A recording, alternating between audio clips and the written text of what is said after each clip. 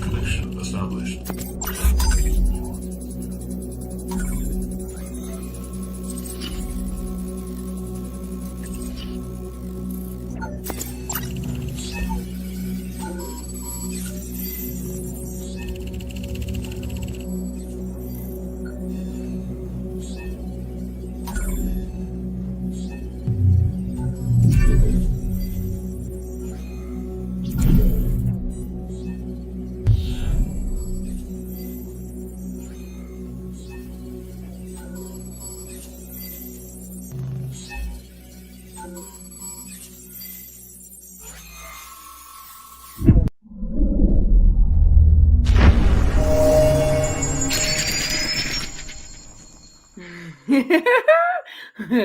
A bee's knees production.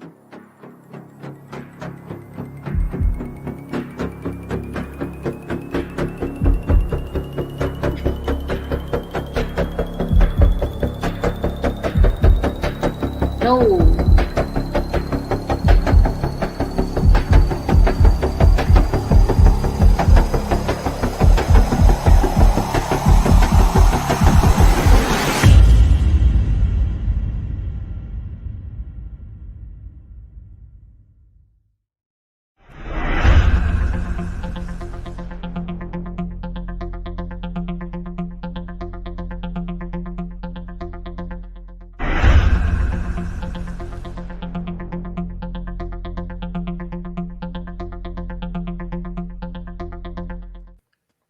Hello, everybody. How's your going? Oh, I'm ready, Carol. oh, what are you doing there? Okay. Happy New Year. Okay. Oh, bugger you. And we got another one. Hello. Hi, guys. How you going, I don't have guys? any flags or anything, but Happy New Year. Oh, dear, I love it. I love it. Here we go. Hey, what happened there? What happened to Robert? I don't know. He's gone for a walk somewhere, I think. Yeah. Well, you know what we have Robert. to talk about in your intro, There more it or is. less reminded me, we have to talk about the robot that attacked a worker at Tesla's truck factory, and I guess it really hurt him bad, and they had to shut down the entire network to stop it. What? Yeah, I did hear that. Yep. I have not. yeah, that's just like an iRobot. Yeah. Anyway, guys, listen, the way things happen at the start of the show, you can tell it's live. Can't you? Anyway, I want to thank everybody for joining us today. It's New Year's Eve here in Perth, Western Australia. So you guys got to catch up with us. So tonight I'm going out with my lovely wife and my family. Hopefully I might do a Mr. B out and about with the fireworks and everything. Who knows? I'll see if I can do it. If it's too crowded, I'm going to stay away from. It's amateur night. It's amateur night. Yeah, look, I'm a country boy at heart, and I don't like lots of people around me. Like this, I can handle it. I can handle it. Anyway, look, I want to thank everybody for coming to join us today. And as usual, we've got Mr. Jim Goodall himself, the man. As I said, he's the author, come adventurer, come mate. This guy, he's a bit high nose. He actually used to work in dancing stunt works, man too. Yeah. Yeah. That was my hand. That was my handle. I live in Hawaii. Was dancing man. I danced with every woman on the island. Oh. And beneath Mr. Jim Goodall is our Mr. Professor Bauer from Nexus, NexCast. How you going, Mr. Boa, Professor, or whatever you want to call you? Well, he's not really a professor, but then again, he can be whatever he wants. That's the power of positive thinking. You remember that? That's right. and underneath Robert, that should rephrase that one. The next person I'd like to introduce you to is Chastity Monas. How you going, Chastity? Now, Chastity, she is such a delight to watch. I watch her little morning hello, good morning, greetings, and all that. She's such a cheerful bubble. She really is such a positive person. Hey, and look who we've got just calling in. Hello, Mr. Brian. Hey, how's it going? Hey, everyone. Yeah. It's party everybody. time. Yeah. Anyway, I'll be with you in a sec, Brian. anyway, Chastity, Yes. I've never seen a woman wear a Doberman on her before. Wear what now? A Doberman. Okay, I'll get this. Dalmatian, sorry. Dalmatian. Oh. I've got it all wrong. A Dalmatian. She's got this new house coat, right? Yeah, I do. And it's got black dots all over it. And there she was showing off like a model on Facebook. And it's like, she looks like a Dalmatian. The Corella DeVille. Yeah, it was wonderful. It was wonderful. Anyway, and it's nice to see a nice, cheerful smile there and brightness. And here we are, the educator of all educators, molding our future. My God, God help us. But honestly, she's a lovely lady. But we were actually just talking a few moments ago that it's not the children we should be educating; it's the adults. And it's just a different walk in a different direction. We give the positive input to the adults, and they can pass it on to their children. Mm-hmm. And underneath Heidi, we have Mr. Brian Singh. G'day, Brian. A long time no see, my friend. How are you today? I'm good. I share your morning at the millennials and what's become of the educational systems, as they were, and how instead of not meeting the needs of our children, they're poisoning our children and miseducating them. And that's I call it giving them what they want, but not what they need. That's the problem in society today. I call it there's a evil, dark agenda behind all of it that's been running for decades, if not hundreds of years, or thousands, depending on how you want to count it. And this is the end outcome with the pendulum swung all the way. But they thought they were going to make it all the way around their swing set, but no.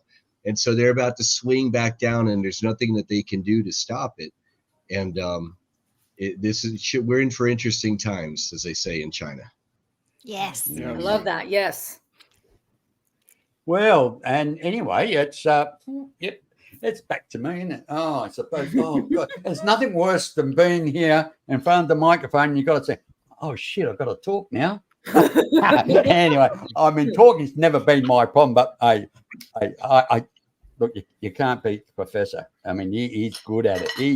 If anybody can talk, that man, he has the golden tonsils. That tongue is like a whip, and it just goes. Robert and I's we've never had a phone call that was less than 2.5 hours. And a lot of times the only reason we hang up, either his phone's ready to die or mine is. Nice. Yeah. I mean, I'm retired, so there's sometimes I go a week and never leave my property.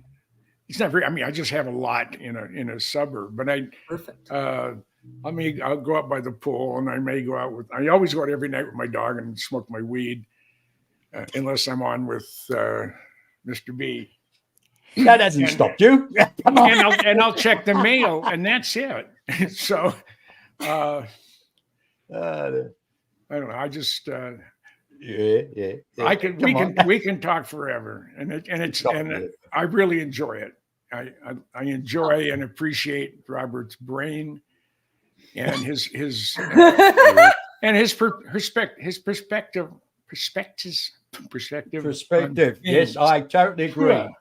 Yeah, he's a knowledgeable man, actually. Believe it or not, actually, I've never met somebody that's so can speak sensible. I mean, I dribble, but this guy just talks like poetry. I mean, I'll be honest. I mean, whatever comes out of his mouth.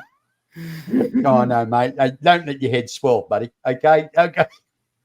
You notice he had his mute button on. Hey, Now I've got your.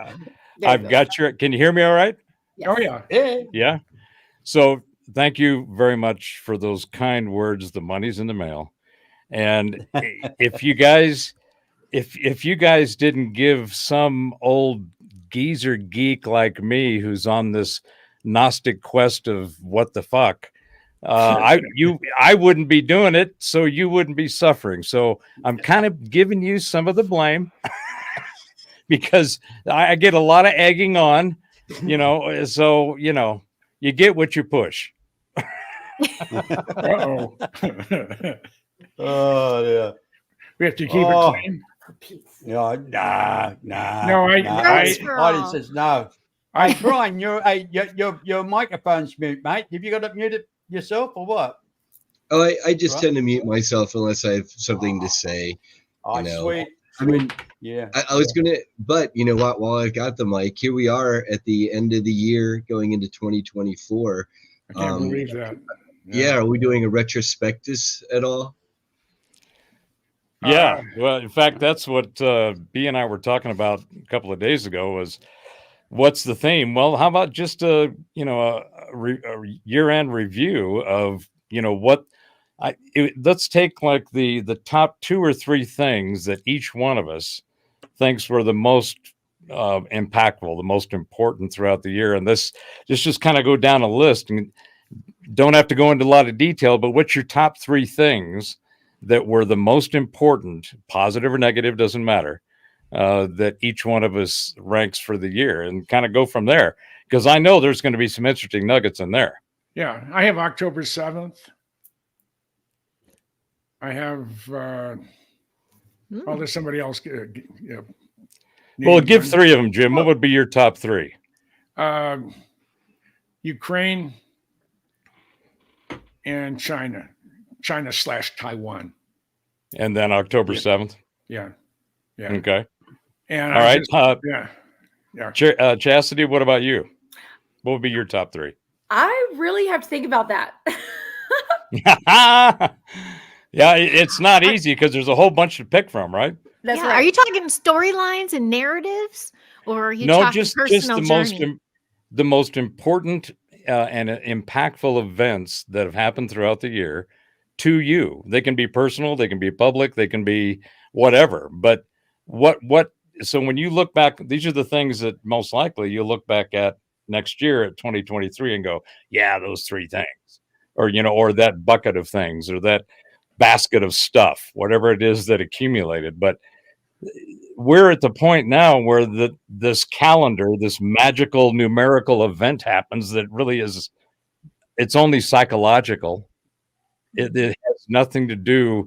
I mean, if you looked at the real stuff that's going on, the solstice and the planetary and the astronomical and astrological aspects of energy and frequencies and cycles and all that stuff, that's where the real interesting shit is, in my opinion. Yeah. That's where the magic is, and that's where the stuff that you need to go rooting around in to see what's happening and how it may, how you resonate with it, and that determines to me, what's the most important thing. So so we've got this. Yes, it's a rear end, and we're going to review it. Yeah, I'd like to amend my 3, if I may. Okay. Yeah. I'm going to take Ukraine out and put in Belize. Yay. Mm-hmm. Nice. That is going to be. I have a lot of good news, but okay. I relinquish the microphone. All right. Hey, Heidi, what about you? While Chastity is still chewing on that one. Please. Well, I have to recall on stepping in the lead because I've literally been able to see these things work with the children, like the scalar toning. I'm trying things out with children, and there's shifts happening. So Mm. that's pretty damn cool. I do reflect Awesome. on my big old road trip though all the time. 16 states we did, but I just remember feeling at peace and finally this feeling of expansion, but also seeing how incredibly gorgeous and beautiful and massive everything is, how much land we are on, like just how beautiful the planet is. The planet's fine. And I just felt like I recall that a lot to bring myself back to one. Just the peacefulness of being on the road. I love that. Oh, that is beautiful. Yeah. I hope most people got just a piece of that. I mean, that sounds like, to me, I think I can see it in you that, and I haven't known you more than just about this last year, but I've noticed a difference in your energy. It seems to be more, it's like a concentrated focus of just buzz. You seem to be, your energy is shifting, right? I think there was a start of the year was massive pain body. Like there was another layer of dark night coming through. And I really had to let go of my old role in the communities, which is a little mother henny and stuff. And I got shouldered out by a few things, and I had to my ego took a hit, and I had to deal with that being shouldered out, like not being liked or, whatever that. I had to really just go, what's it really all about? And this happened. And then all of a sudden this beautiful blooming road appeared. Isn't that interesting? Quite honestly, I can feel it when you're saying it. It's awesome. With Heidi and Chastity, I mean, they're both very similar in personalities. They've got this bubbly attitude. They're just kind of beaming out with, "Hey, God, you're referring to me, right?" Colgate ads. I mean, they've got that beautiful smile. You know what I mean? So, yes, and they're refreshing to have. And let's have a look at you, miserable. I won't say it in front of these ladies. Anyway, but yes. All right. But, so hey, Heidi, you guys. Heidi, you mentioned one thing, right? Which was, and it sounded like it was more than even 3 or 4. It sounded like that one thing was the most profound thing that you experienced for 2023. Kind of how you'll remember it when you look back on it. It'll be, the leading filter or sensation that you have. That is awesome. I could feel everything that you were saying. It was like, thank you. It gives you tunnel vision. When you see this shit works, you're like, well, what's the problem here? We can all do this. Exactly. It's all, then that's one of the most baffling things, but I think we're starting to see more of a leveling up of, it's not that hard. Those of us that have been in that space or in that vibration have been looking around for a while at others going, why aren't you getting this? Or how come you're not feeling this? Because it's everywhere, and it's very easy to see it, to acknowledge it, to engage with it, interact with it, and try to get the most positive path and journey through whatever that is.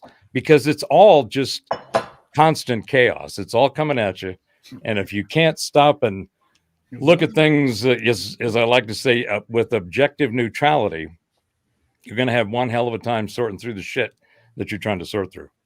True. Yep. Cheers. So, Brian, let's hear yours. Cheers. What do you got?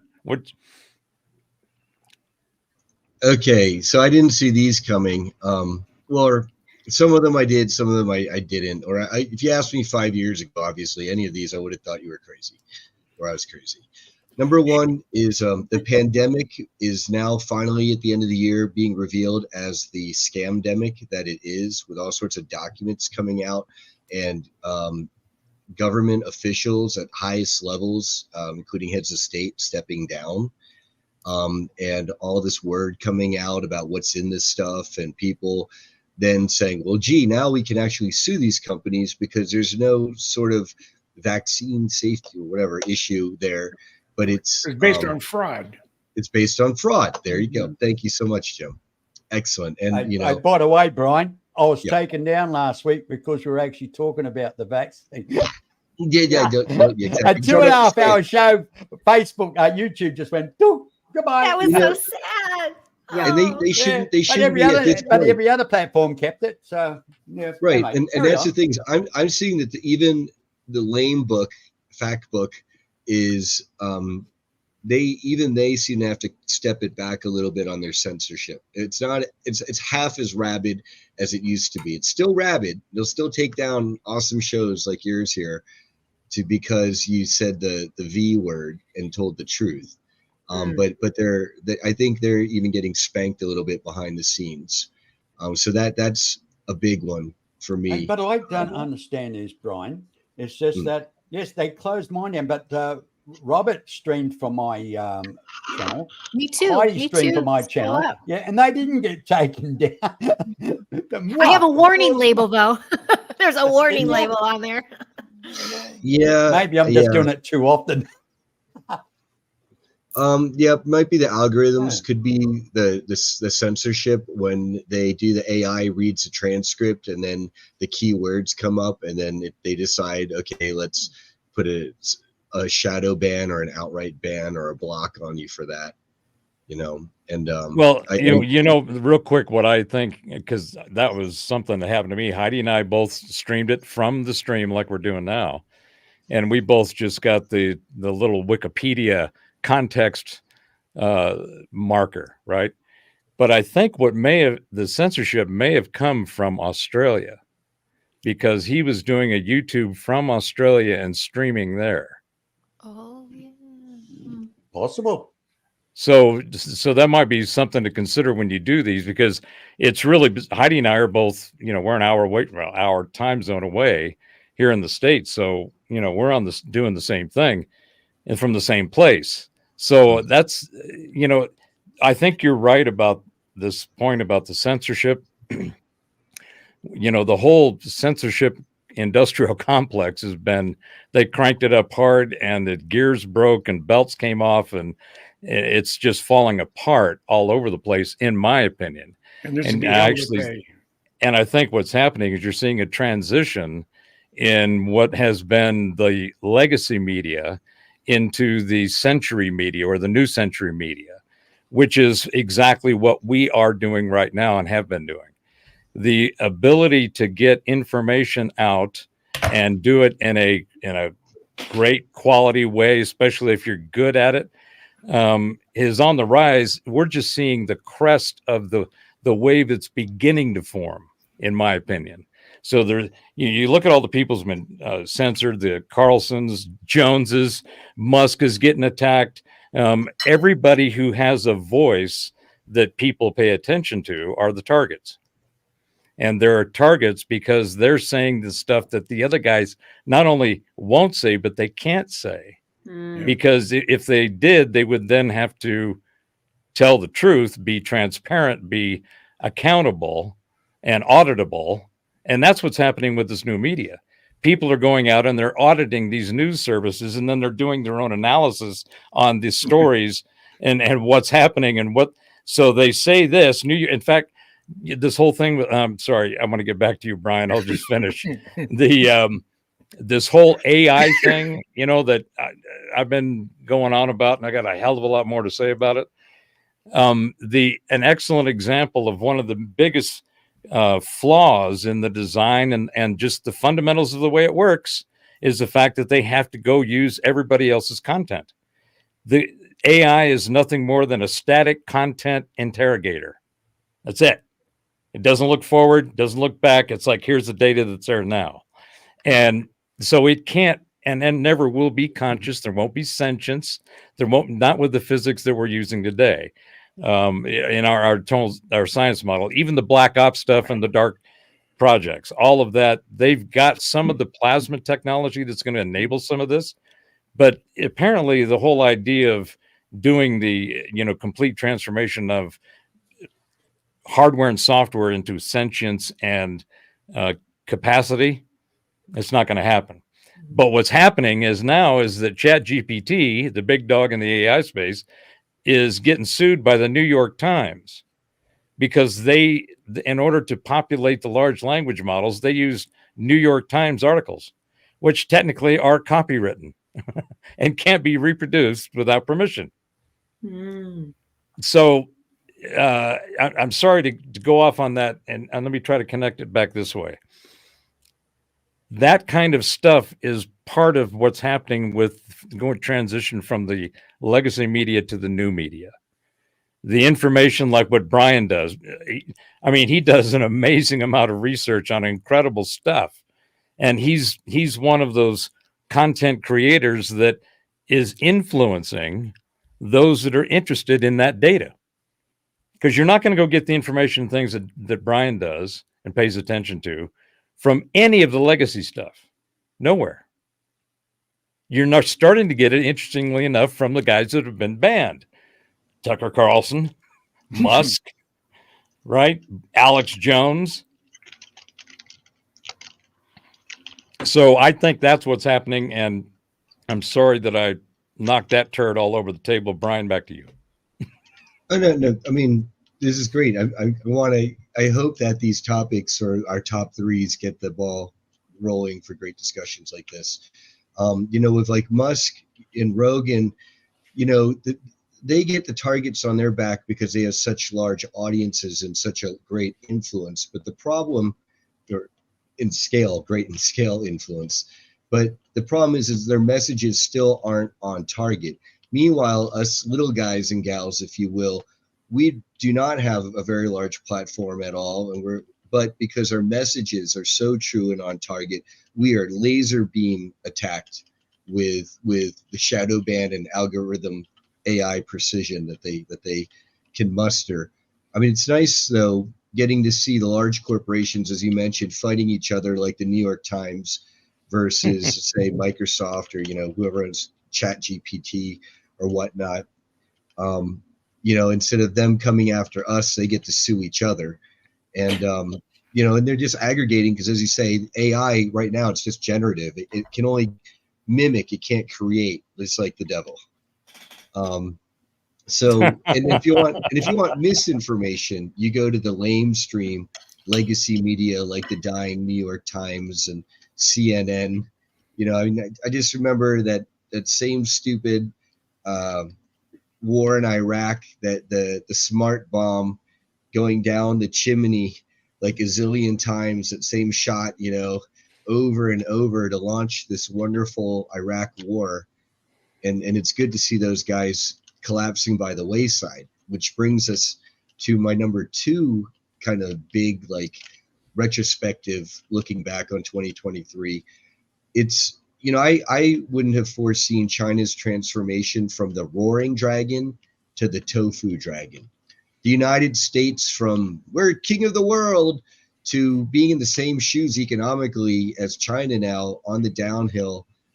San Francisco is looking like a ghost town and everything's on the verge of collapse. And it's really set up for either a reset or a reawakening, an awakening. And that's exciting. And also kind of, I don't know, I am kind of personally stacking up on trying to look for silver and gold and guns and ammo and food and water and power and communications and friends and prepping and not being in the middle of large cities. That's just me looking forward into 2024. And that brings us into the third kind of big thing for me. Real quick, Yeah. Brian, can I interrupt you real quick and ask you something on that number two? Yeah, come on. So the whole idea, everything that you said, is something that I left California back in 79 from Southern California to live on a homestead up in Canada. Cause in 79 in Southern California, I was thinking, this is it. We got to get out. Okay. So, I was 1979. Yeah. And then was like a cakewalk. When I think back on what were the parameters that made me feel like this is getting out of hand, I need to get out and move up to the country. And it's a lot of the same themed stuff, a lot of the social, conflict and crap going on. But it's, what we're seeing now is orders of magnitude, which is making it even more interesting as well as challenging. But I wanted to go live in a preparatory model when I was 22, not only because I wanted to escape it, but because I thought that seems like the right thing to do. So my first wife and I, we had a teepee. We wrote a letter in the magazine natural life up there, and it was letter to the editors that we were young and we had a teepee and we wanted to live off the land and we were ready to go with strong backs, go get them. And we got all these offers, and the one that we took was from a British. He was a merchant seaman back in the late 20s. His name was Jonathan Waterhouse, and he was from England. And he did the merchant seaman thing for like 20 years. And then Canada said, we're giving away land. If you clear it and produce, clear this much of it or in this amount of time, then it's yours. And then you also get paid all these extra benefits because you homesteaded the land. So he did that in 1928 on this land that I was up on, 160 acres, which is a quarter mile square. And 80 of it was cleared. And we grew Kentucky bluegrass and alfalfa and bees and acre size garden. Sorry, I'm going down that. I'm having a flashback, and I'm sharing it with you as I'm thinking about it. So my apologies. But my point is, to your number 2, Brian, is if things weren't as bad as they are now, say they were half as bad, or hell, 10% as bad as they are now, would you still be thinking about those things and doing them? Well, the thing about disasters and troubled times like these is it's kind of hard, I'd say, to almost cut them in halves when they're so exponential. And so if it was half as bad, I'd say, yeah, to answer your question, yes. You'd still be pursuing all of that. Absolutely. And then, because this brings us to the third thing is, I wouldn't have foreseen this, but I would have hoped for it. It's really kind of the coming together of the full disclosure now movement, where all these survivors and people who can testify to these programs and abductions and MK Ultra abuses, they're coming out of the woodwork, and there's too many of them. And I think the other side's too busy trying to keep their own ship from sinking to play whack-a-mole with us all. And it only makes it more obvious the harder they try, and they only risk getting caught more and more while they themselves are trying to cover their own butts and build their own bunkers. So do you see as much incompetence in the way that they're rolling it out as I do? Yeah, but it makes a lot of sense if you've ever worked for any large scale corporation, because if you looked at the Japanese corporate model back in the day coming out of World War II, they had what you called the corporate man, where you worked for Toshiba for decades and all your life, and you literally got a gold watch when you retired, and you had a nice retirement and you were set. And now that that's all been gone and taken away, what do we have now? Those were the good old days of corporatism. Today we have the yes man suck boy. I want to work for Facebook and write an algorithm and be a zillionaire and be Elon's best buddy, at Burning Man, but there's no art or drive or fire there. There's just a wannabe. They're just dangling the carrot, mate. They're just dangling the carrot to the to the and work. so now imagine you've got your whole corporation is a bunch of people jangling the carrot and the stick and trying to beat each other down and get the promotion over each other, and no one has their eye on the prize. And what is the prize these days? Even these corporations themselves have lost sight of their own missions that kept them in business in the first place. What about you, Heidi? Have you got an input there? And my dog does. Hold on. Yeah. He's barking. That's why I was muting. Yeah, I have a dog too that does exactly the same thing. It's the same thing. Well, not to interrupt you, Brian, but what I was thinking when both you, Robert, and Brian were speaking was, I got the hit. My family and I, my giant and I got the hit 2021. Perhaps it's time to scoot, but we're doing big work here. I left motion picture industry, but I knew there was more that needed to be amplified here. So we moved to like the outskirts. Like I can walk 10 minutes and I'm in no Wi-Fi, but I'm still LA County. So we got ourselves to a place where we felt comfortable. There's a lake nearby and all this kind of stuff. And we're like, we're supposed to be here. But I tell you what, yesterday, did any of you see any of that footage of the coastline from San Diego up to San Fran? I think higher. I fell for a little bit of fear porn, but I also was trying to tune into it, and I'm watching it and I'm like, okay. And then we knew rain was coming. So I just felt like, oh, is this the setup for that big one? You don't know. So it was like a fright or flight moment that really got focused. And we basically both said, well, then we die. That's just, we don't live anywhere else. We're here now. We're doing what we're doing, and that's not in our hands right now. So I had some extra cookies. That always helps. That always helps. No I had matter a what. great night, and I'm just like, just Choc chip. I keep had up. a choc chip. Yeah. I just kept that vibe up, but anyway, I could go into a whole motion picture rant, but I won't.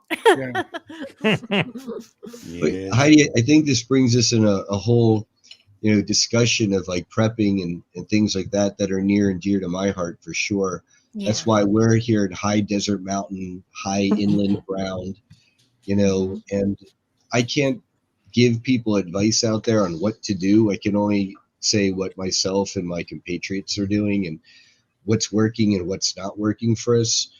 Ideally, you've got a network of people who maybe you don't have that survival ranch up in Canada on 160 acres with 80 of it clear cut and it's green and pristine, but maybe you have friends who are, since you are hopefully on, you're on the outskirts of LA. If crap were to go down, maybe you'd be able to get in the family wagon in time to get out of Dodge. It would be a nice place at least have a destination in mind.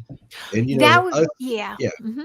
and us with our networks and our reach of people, now it's just finding the right people and then connecting each other and then getting each other working with each other on a principled manner towards a shared goal. Yeah, I think that's beautiful, and that's it. And we do have this little game plan for a long term, like if it's even possible to leave our area, because we're thinking you'd be locked down for a while. I'm pretty much on, if not near the fault. And but what's so cool is we moved to a neighborhood, all patriots. I mean, they're all locked and loaded. We're surrounded by Teamsters. I have generators up the wazoo. I got first responders on our, in our neighborhood, and they're all looking out for each other. If there's a random scream or something happens, everyone's on it. Until they start shooting each other. Until they start shooting each other for the last toilet roll. You know what I mean? Oh man. Well, that's when my son comes out with his hand crochet. Here, use this. This is what I don't understand. I hear this prepping stuff. I mean, I'm very much a naturalist. I like to get out in the wilderness and go camping, and I know how to do survival. I've done a survival course many years ago. But who wants to live in a I've been married 3 times. Okay, so I can speak to this, Mr. B. It really, I'd say, like all good answers, it all depends. It really depends on what your scenario is for your quote unquote end of the world scenario. Okay, in my opinion, and according to all the chatter, spiritual and otherwise that I've collected, I believe in our timeline, in this timeline, nuclear war is off the table. Okay. Agreed. Agreed. Okay? So I don't think that's going to happen. I think that there are too many high-tech advanced forces. Yeah. Don't you, when you hear nuclear, doesn't it sound like that's so last century? More games. Or they're trying to get you riled up. Right. Well, I mean, it's like, really, nuclear? That's what you're going to use? Yeah, with all this other shit you've got, sonic weapons, light weapons. I mean, EMPs. You don't. I mean, I remember back in the 70s there was the neutrino bomb. Do you remember that? Yep, Jimmy Carter killed it, and that just took out all biological stuff and left everything else standing. Mm-hmm. It's like, where did that go? They don't have that still. They've actually got a bomb that's non-nuclear that destroys everything within a 5-kilometer radius. Yeah. But nothing rots. Yeah. Just sucks up the air within 5 kilometers. You just. Sorry. I'm sorry, Brian. I'm sorry to interrupt you, Brian. What were you saying now? Well, so I chalk that one up into one of the, out of 64 major timeline scenarios, there's 40 that are going to be positive, and there's like 14 that are nasty and like Mad Max kind of ish, for Australia down there. So, and I'd say that's one of the bad ones, but we're not in that timeline. So hurrah, great for us. What do I foresee? I foresee, and not to generate fear porn, but so this is what I call the bad news, good news, bad news, or good news, bad news, good news briefing. How's that? The bad news is that in a lot of ways, we're entering into, for at least several decades, a children of men scenario. And we are already entering into that with declining birth rates in all major industrialized nations, and even a lot of the non-industrial ones. And then now, with all the latest medical shenanigans especially, yes, we're definitely entering into that phase. And with that, you have what's called a de-civilization event. What happens when you have an aging population where your skilled workforce that knows how to run the trains, build the trains, make the factories, take down the factories, run the factories, fix the factories, they're all going, and you've got, our millennials that Heidi is valiantly doing to help them and the children after them, the indigo and crystals and rainbow kids emerging. Yeah. But in the meantime, it's going to be a crap show, if you will. That's why they're rushing That into makes sense. robotics. That's why they're Yeah. rushing Makes into sense. robotics now. Yeah, and they were already trying to do that in Japan with their aging population, hoping they could have robots that could pick up older people out of bed and get them to the bathroom and get them to the kitchen and get them back to bed, right? And we'll see how that works out. And then, so that's the bad news. The good news is that if you make it to like 2030, in my humble opinion, then you are part of rebuilding Earth 2.0, the new Earth. Okay, we now have access to clean, free energy and maybe some anti-gravity technology and medical bed technology. Okay, that's what I'm hoping for. Okay, and so why would you want to be around after like the crap show from now to 2030? Well, if you can be around to rebuild and get us into our Star Trek future and make that reality, I think that's why. And so that's basically where a lot of our vision and motivation lies up here. What about you, Chastity? Chastity, come on now. Let's give Chastity a go. Oh, I am There she 100%. is. I 100% agree with him. My intuition screams at me all the time. I know I need to be prepping. I know I'm in a position right now, but I know that's coming. It's always, I know that's something but I do agree with him. I believe we're anchoring in something very beautiful, but we got to get through the ugly to get there. I do not think it's all doom and gloom. And I don't think there's going to be nuclear either, because I think there's higher vibrational beings, or they're not going to let, there's way too many beings and dimensions involved in all this. Nuclear and all that's not going to go down. But I do think we're anchoring in something very beautiful. We just got to get through the ugly to get there. Yes. I agree. I agree. And what about you, Judge? Sorry. Yes, sorry. Oh, no, just super quick. The preppy, don't get too overwhelmed by that either. I mean, that's like the Cali staple. We got a bag in the car. We got a bag here. We got a bag by the front door.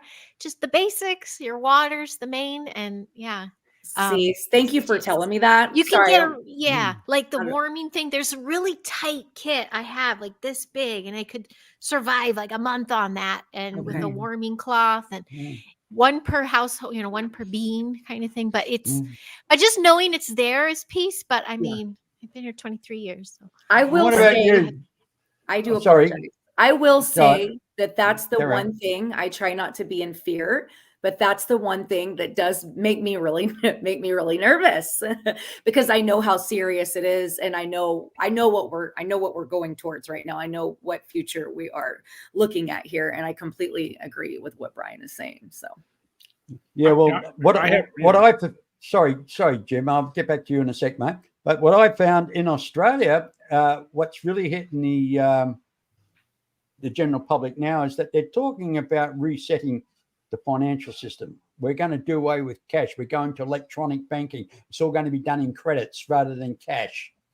So I mean, it's not really going to make any change to my life because, hey, I don't carry cash. But I've got money in my wallet at the moment, but normally my average every day, I don't carry cash. I always work on the electronic system, card, pay my bills by internet, pay everything via the internet, and even go and get petrol in my car. I swipe the card sort of thing. But we're going to lose control of our financial in a different way, where if you don't toe the line, they're going to make you starve. They have the authority to, let's stuff up his bank account. Let's put a freeze on it. You can't buy food. You can't put petrol in your car. You can't. It restricts everything you do. So until you comply, Well, and the issue, there's a much broader thing at play in my opinion and from my perspective. Everything that there is going to be digitized, i.e. tokenized, is really the thing. And that's, I'm into this right now. I have a website, sysxtech.com, which is where I'm taking this digital ledger technology, blockchain, which is what cryptocurrencies, they only exist because there is this blockchain, and integrating that with knowledge systems and expert systems using assisted intelligence instead of artificial to actually leverage and manage the control, the sovereignty of that data, because that's what's missing in the current system. What we have today is all of our shit scattered across hundreds of platforms, passwords here, numbers there, identities there. I mean, it's everywhere. And what people don't realize is wherever your information is out in the wild, it's not yours, it's theirs, whoever's holding it.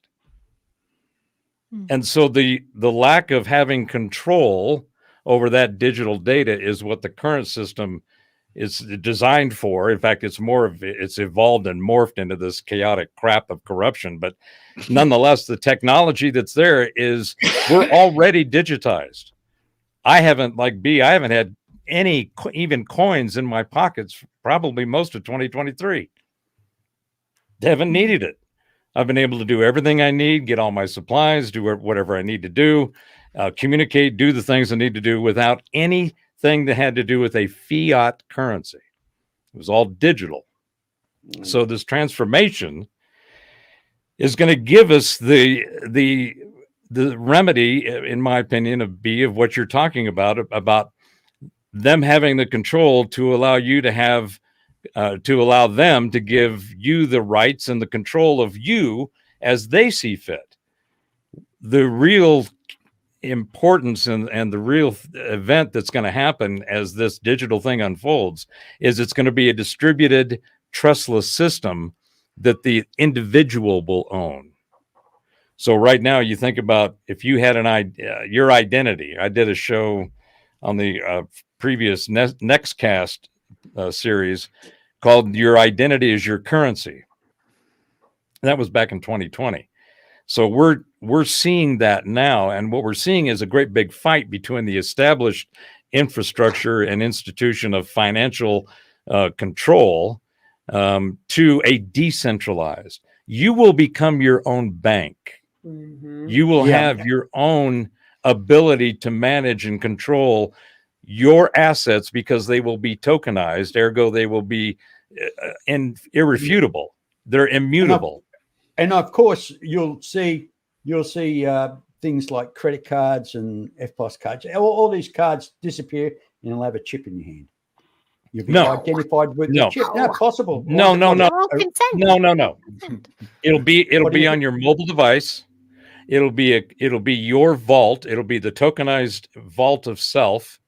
You will have it on your device that you will only be the one who has access to, which we already have. We've got these smartphones, and unless you've got the right biometrics or the code or whatever, you can't get into that device. It's one of the most secure things that's out there, right? I just laugh because I have the oldest. I would have a flip phone if I could. Yeah. Right. I don't necessarily agree with you, but still, I understand what you're saying, though. So my point is that the technology to secure and manage the control over your own stuff is here now. Can I speak and that's the replacement of the current system and systems, because it's a whole bunch of cobbled together crap that's held together by baling wire and bubble gum.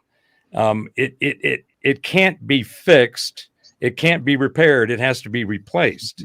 Destroyed. And the technology to do all that is here. The key is giving the people the opportunity and the ability to take control of their own. And what did you Because want to say, Brian? Sorry. Well, Yeah, go ahead, Brian. Well, speaking to that, it seems like there have been two systems in general that have been bandied about.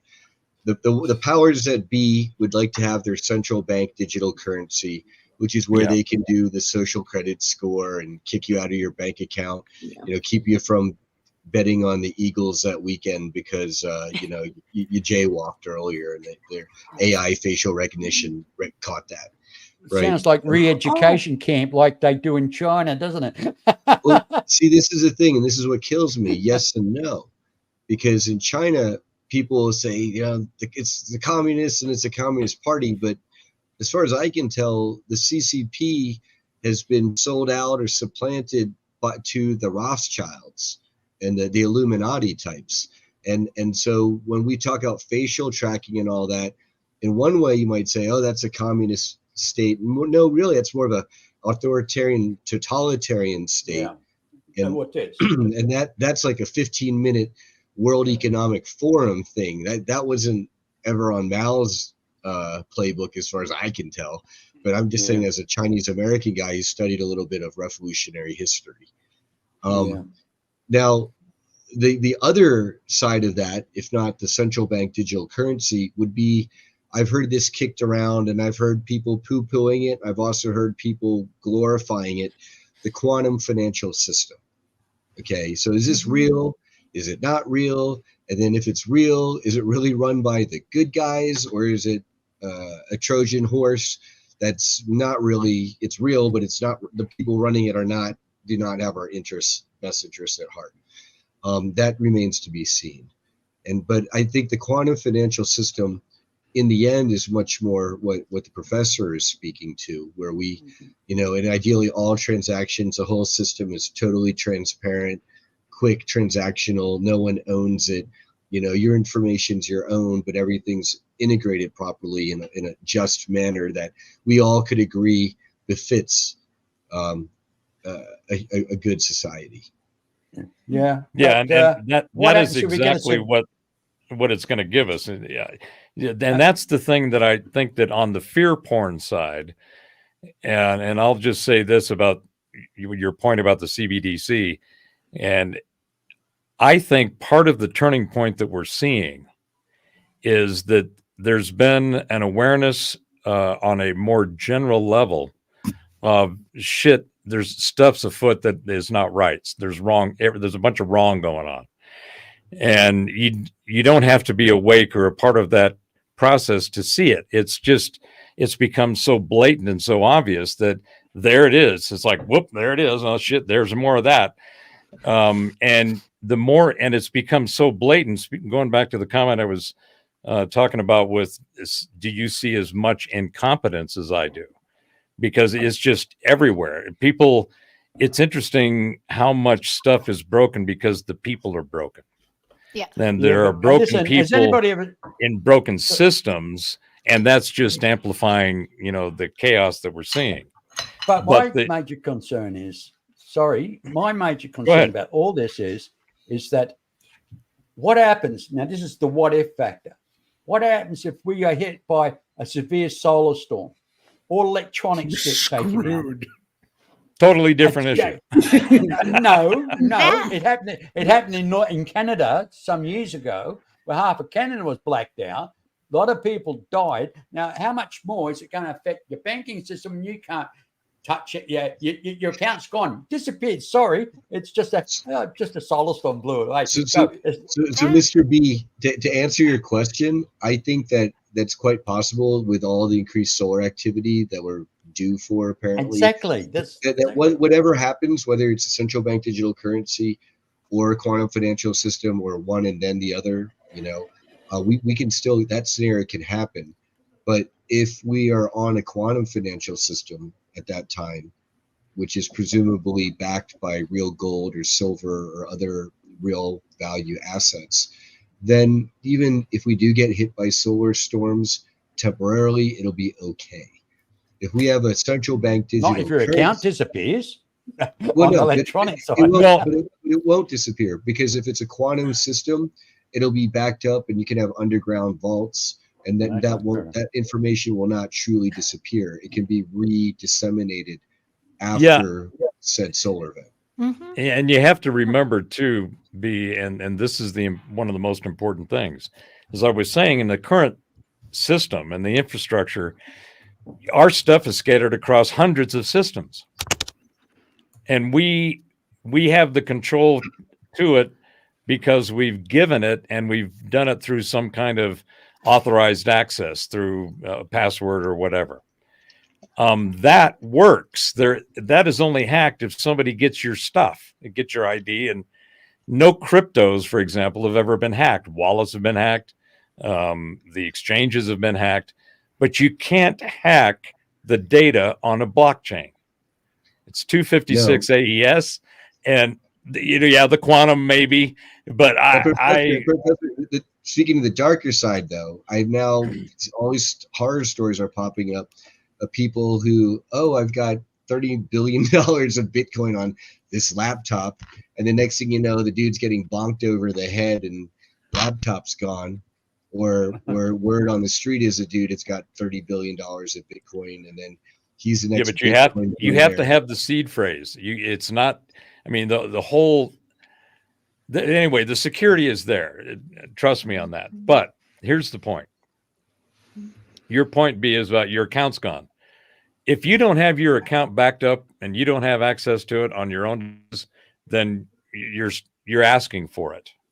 That's number one. Number two, that's usually never happens even in today's banking. But that's the point about the way the current system is broken and the way the new one will solve that problem. That solar flare hits, takes out, and by the way, the majority, first of all, I don't think it's going to happen because, and I'll just throw this little turd out there, I think the sun is conscious, and I think that it is purposely mitigating the flares in our direction for its own reasons. Separate turd. The majority of what we've been able to find using the scientific tools and techniques and toys that we have and the metrics is that when these things do happen, it takes out only a portion as far as the electrical impact of the planet. So, for example, let's say that one pops off and it hits the Pacific and takes out Australia. Well, each side of the Pacific is going to have a less of an impact, and will probably have clear, if it's less impact, it'll have a quicker rebuild. So you have to put those into context of the framework of all the stuff. I'm more concerned not about a cosmic energy event like a CME.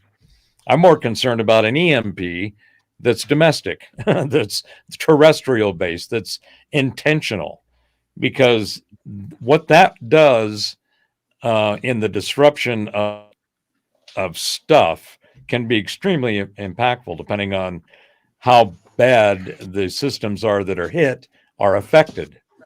You look at infrastructure with the current electrical infrastructure and the water systems and gas. All of those are the ones the most critical, and we really don't apparently haven't put as much importance on those systems as we probably should. For a long time, we've been neglecting that infrastructure. Shall we see what Jim's wakey, Jim? You still there, buddy? Yeah, I'm still here. Oh, you're not going to give him a turn, are you? Come on. Yes. No, I'm not. Yes. I have 4 months worth of food. I live behind our house is a wildlife corridor, and I know I'm not the only one with a good rifle, but there was about a 5-point buck went running through there yesterday afternoon, broad daylight, And my dog usually alerts us to the fact that something's coming, whether it's a javelina or a coyote or whatever. But if the let's say Chicago or the New York, Washington, D.C. metroplex area, I mean, that part of the world, if it got hit with a corona mass ejection at the level of the Keratin event, what was it, 1859? Mm-hmm.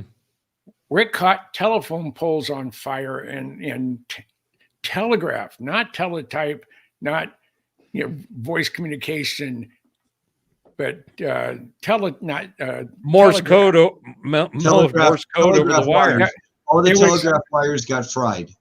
Yeah, it was out for 8 hours. Yeah. In the late 1950s, they did it in an atmospheric detonation of a small nuclear device south of Johnson Island, near out of Kwajalein, and it disrupted all phone, television, and radio communication in Hawaii, 1,500 miles away, for most of the day. For over 8 hours, they had problems.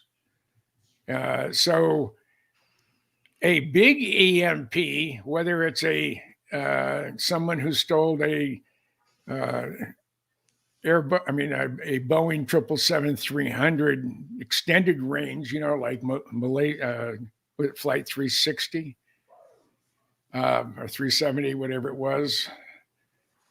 That could be, you could put a EMP device in an aircraft like that. You could fly it over with a transponder off, because that's what they look at. And, you can shadow an Emirates airplane or someone where they're going. And as you get close to the coast, you just start climbing. You get up to above 45,000 feet, and in a critical spot. I'm sure it's been mapped out by multiple countries. And then you detonate a massive EMP device. I mean, you're going to fry the airplane and you in there, yeah. But that would take out. I mean, all that critical infrastructure would be down permanently, because the riots, the food riots, and everything else. I mean, I just see this mental picture of, like water stops being pumped. You can't have showers because there's no water pumping. Your sewage doesn't move. Now your toilets are going to be overflowing. The streets are going to be flooded with sewage and garbage and God knows what, no water, no electricity. I mean, it's going to be freaking mayhem, I mean, I remember not so long ago, I think it was about 2 to 3 years ago, they actually in the American Congress, they're actually talking about side by side putting analog generators and things in next to the computerized stuff, because they say, because we have an EMP, I mean, we're stuck. Half your transport's gone because it's all electronic, electronic emissions. All the transport gone now. I mean, yeah, but if you want to get around, get a 1960 truck, with an old distributor and points, and that's the only thing that will work. Yeah, that would be the only thing that will work. Anything with a computer chip in it, forget about it. I mean, which is everything today, absolutely everything. Exactly right. And as you say, Jim, an EMP, I mean, I'll throw you back into the Stone Age. Literally would. Yeah, and within 30 days, I think 90% of the population would be dead or dying of some sort. Or cannibalism. That's a scary thought. Cannibalism. And then, I mean, this is as apocalyptic as you could even imagine. Because there's not going to be very many survivors. What is it? The idiot from Facebook. He's building Zuckerhorse. Yeah, he's building. I think I read a $6 billion underground bunker that will sustain him for up to 3 years. Well, go back to the main principle, Jim. It's the survival of the fittest. That's out. Yeah, dog eat dog, the top dog wins. And that's how it's going to be. Yep. And it's sad. It's sad. Anyway, let's not think negative about this because I want to think positive and go into the ho, Merry Christmas. No. Oh, well, I forgot. Hey, yeah, Santa's been good to me this year. I think what we should be looking at is families, happiness, and togetherness, and nice things. You know, I mean, I'm a soft at heart, and I believe family is number one. At the end of the day, family is number one, and friends. It's got to be. And it's our attitude. It's our focus. We want to put negatives into this world. We're going to get it back. Let's throw out the positives. It's like I always say. You walk towards somebody with a smile on your face. 9 out of 10, they smile back at you, and that's a fact. You want to have a grumpy look in your face. You know, walking towards somebody, they go, "Sorry," they don't want to look. They don't want to make eye contact. So it's up to us to put out the positive smiles, the positive attitudes, and that's only going to come. You reap what you sow, and that's a fact. You reap what you sow. Yeah, I love that. Yes. It's a puppy party. Oh, let's have a look. Mine are in the other room. Hey, a This golden is retriever. Bo. It's golden retriever. Is it? No, it's not a beagle. It's a beagle. This it's a he's Cocker we, Spaniel. yeah, it's a spaniel. We found him running up the okay. on-ramp to the 101. He was a Oh. stray. Rescued Wow, him. what a score! He was like overbred or something. But yeah, he's a trip. Yeah. I'm looking at yours, Brian. Yeah. Yes. Oh, Yeah. hey, hold it. I got. I'll show you Winnie real quick. Do you want to go down? That looks like an Aussie sheepdog there, mate.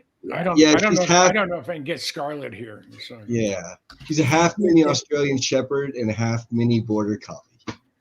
Ah, see, that's the positive intermission there. That's right. But you know, exactly.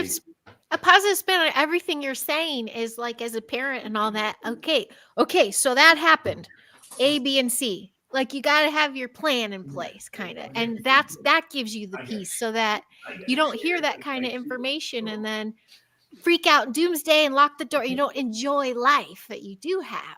So if I tell you, I mean, I used to early 2000s. Was it Max Egan or Max Egan? This is my baby. Look, there he is. There he is. Aw. Aw.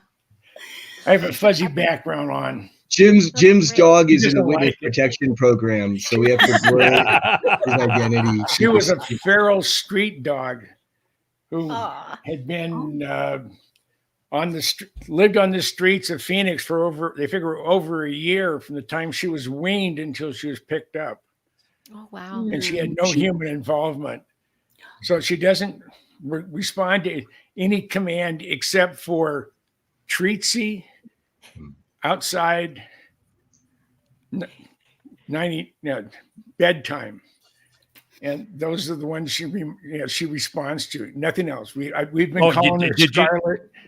Did you We've had say her for that she 3 responds years. to those, or you respond? Audie To those? Village there in Phoenix had her for 4 months. Housebroker and whatever. And she is just the most loving dog. I give my wife a hug, and she gets right in between us because she wants to be part of it. That's cute. And my sweet wife, and she is one of the sweetest women in the world, putting up with me. We've battled cancer 3 times now, Oh. so hopefully. But she never really had a dog. And after she had her right kidney removed in 2018, she said, "I treated her so well during everything else." And she said, "I can't deny you a dog." And Scarlet was our destiny to have her, and she is the sweetest thing, and she has her routine, and she has me well trained. I'm the treatsy guy. So I'm on my computer. I spend a lot of my life on this freaking computer. But she'll come up to me and she'll lick the back of my arm. If I ignore her, she paws me. And if I continue to ignore her, she'll bark. She has a loud bark. I got to put these on. Yeah. So no, I was without a dog for 15 years, and that's a long, long time. I absolutely love dogs. They're, what is true love? You put your wife or girlfriend in the trunk of your car on a hot day, and your dog, you drive around all day long, and when you open up the trunk lid, who's happy to see you? Yeah. Yep. Oh. You get home from work, your wife looks at you and says, "Bleh," and the dog waggles its tail at you, and you Oh, think, well, yeah. the dog's glad to love see you, love you. You know, I tell you something. I tell you something funny. I want to ask you girls. You got to tell me. You girls will know this. Why is it so important for a woman to always tell the man to put the toilet seat down? Now that really gets me. It really. Who will fall in? Why? Yeah. Why is it so important to put the toilet seat down? Well, sometimes we get up in the middle of the night. We got to run there, and we may not turn the light on all the time. We may go right on in there. So, it can be important. Can fall in. I'm working on my little man with that, but my giant, I'm spoiled. I don't have to deal with that because he's so tall he has to sit. Yeah. No, it's all I only asked because There you go. My wife gave me a 15-minute lecture last night how to put the toilet seat down. So. You did what to her? Fun. Yeah. I tell you, she's a sweetie. I tell you, yeah, I mean, she is. She's. No, I just look at her and go, yeah, I know, Mary. Well, why do you do it? I know. I'm a bad boy. I agree. Yeah. I agree. Yeah. So I agree 100%. But to get back to the subject we were talking about, seriously, if we get here either a man-made or from that big old ball out there, if the United States or the East Coast or the West Coast, somewhere where there's a critical part of what keeps us humming, is hit with a corona mass ejection, there may be things that are backed up, but absolutely nothing else is going to work. You may have the backup for it, but when no one's Tesla or other EV car or a car that has any electronics except for the 49 Studebaker runs. Yeah, but then you go to the gas station because they're running low on gas. Of course, no one else is driving. And, oh, hey, sorry, I can't help you. Everything here is computer controlled. I said, can't.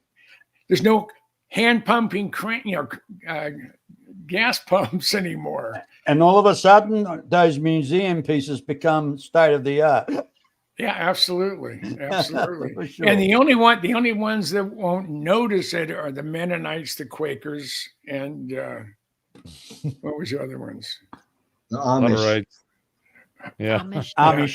Amish, yeah.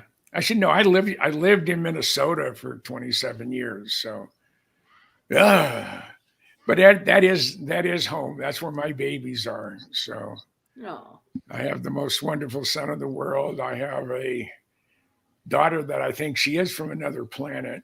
I honestly believe that.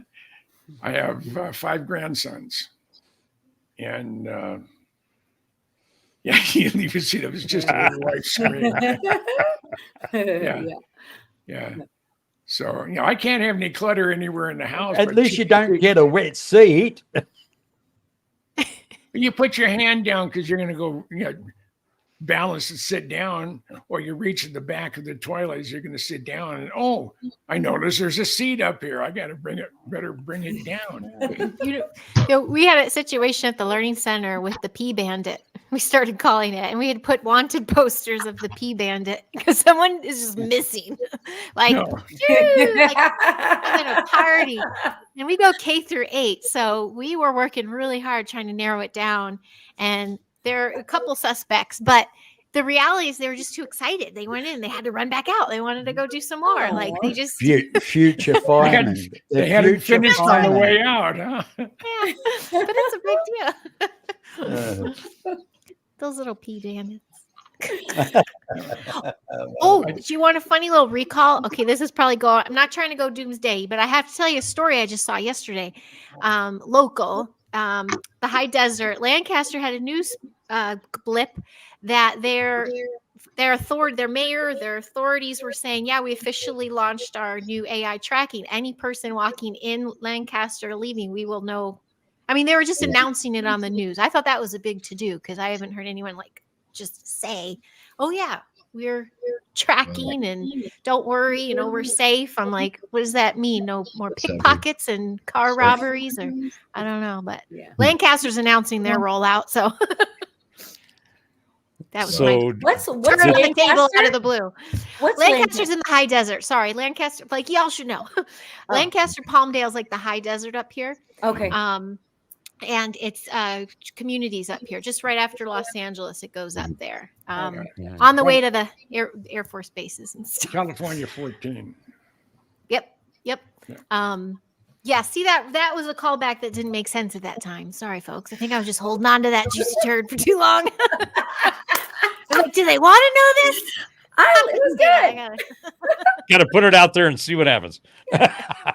Well, I just want look. I just want to say, look. Thank you, everybody. Look, if you're watching the show, please give us a thumbs up, and one of these little fellas, give me the old thumbs up and tickle that little fella down there and subscribe, and be more than welcome to send you a link sometime, and you never know. A reminder, come and watch me, do our thing, watch me mumble, whatever you want to call it. See, I can't even think straight today. Must be what's in my coffee. You got to feel sorry for him. Yeah. I feel like a real geriatric today. I really do. Honestly, I don't know. Heidi, what were you going to say? Well, Yeah, sorry, I see Heidi. Sovereign Wildman there. You know, he's bringing up Ventura. And Sovereign, I wanted to ask you if you knew that. It was San Diego all the way up to the Bay, like San Fran Bay, and I think higher. But there was an earthquake, too. That there was, I'm hearing multiple things, and it felt like some of the plates moved a little bit. So wondering if that was the wave. I know what you're saying, unless it's like a big sonic boom underwater, which happens all the time. I don't know, but I see what he was saying. Ventura. I just wanted to tell you, it was all the way up. I mean, San Diego up. The wave action was so intense it could have been considered an earthquake if it hit something of the side of a breakwater or whatever, something that's not movable. And doesn't absorb the energy, just repels it. I guess they had problems in Hawaii with incredibly huge waves as well. Yeah. And for those who are going to be in Oahu in next month, Bob Lazar is going to be there. Oh, It's his birthday, and he's turning 65, and he's retiring from United Nuclear. He turned it over to his right-hand man, been working for him for 10 years. And he said he knows everything, and so he's just going to enjoy himself. And his movie's coming out, and it's been really been a lot of money spent on this to tell it. Not the Jeremy doorbell, or was it? Yeah, we know who you're talking about, the doorbell. Yeah. Not that style, but I mean, really, we're gonna have an opportunity in probably in 3D to walk through into S4 and to see everything was there, walk around it, go into it. Bob has a photographic memory, and he remembered absolutely everything he saw. So that's all being replicated, and it's going to be there's 3 parts to what's going to happen. One part is the movie, and then there's 2 other parts that I'm excited about. So it's going to be fun, and I keep trying to get him on a program that I'm on. And I always contact his wife because Bob never answers his phone and he never replies to his emails.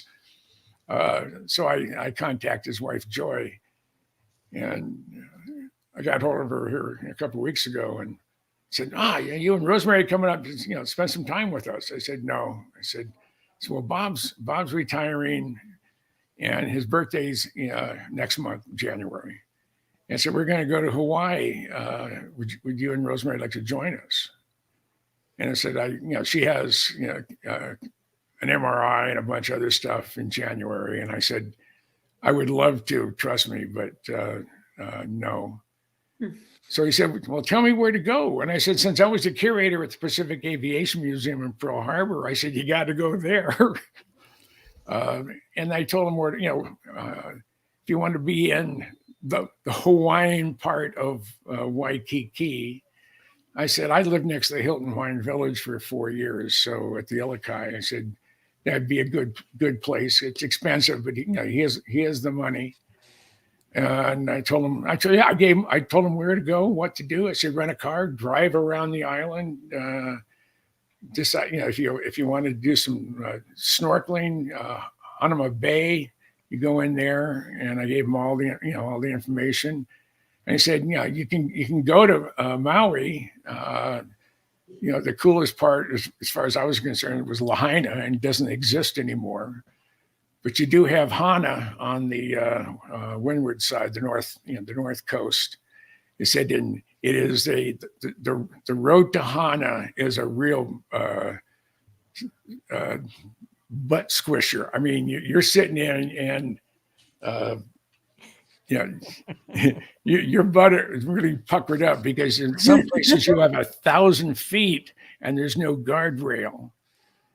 And there's places where the speed limit is 3 miles an hour and little 1-lane roads. And you're going like this. I told him, where to go. And then said, we get there, also you can go to top of Haleakala, which is about 12 miles away as the crow flies. And they get 400 inches of rain at Black Bog there near Hana. 400 inches of rain a year, and 12 miles away they get 10 inches. Yeah, so. But I told them to go to the Big Island. They had to go to see Kilauea. I didn't tell them to go see the cousin brothers. And I don't think. He's under contract. He's not going to talk to anybody unless he gets the okay from the people who are promoting him. So that's understandable, isn't it? But listen, I want to show some photographs here. We actually showed them before, Professor. On are these the ones from your OnlyFans account? What? No, mine. Oh, Jim's old. All right, now we're talking. No. Listen, it's when I was on the Robert Khalil show, we actually showed my UFOs. Now, something interesting came up on the internet this week, which I just want to share briefly. It's about, I have to share screen just on with. Give me a sec, guys. Give me a sec. They call it a flare, a solar flare. Could it be a solar flare? Just on a sec. Where are we going? And while you're pulling that up, Terrence, we have like solar photographers who are taking pictures of like giant motherships coming out of the sun, charging up and then flying away.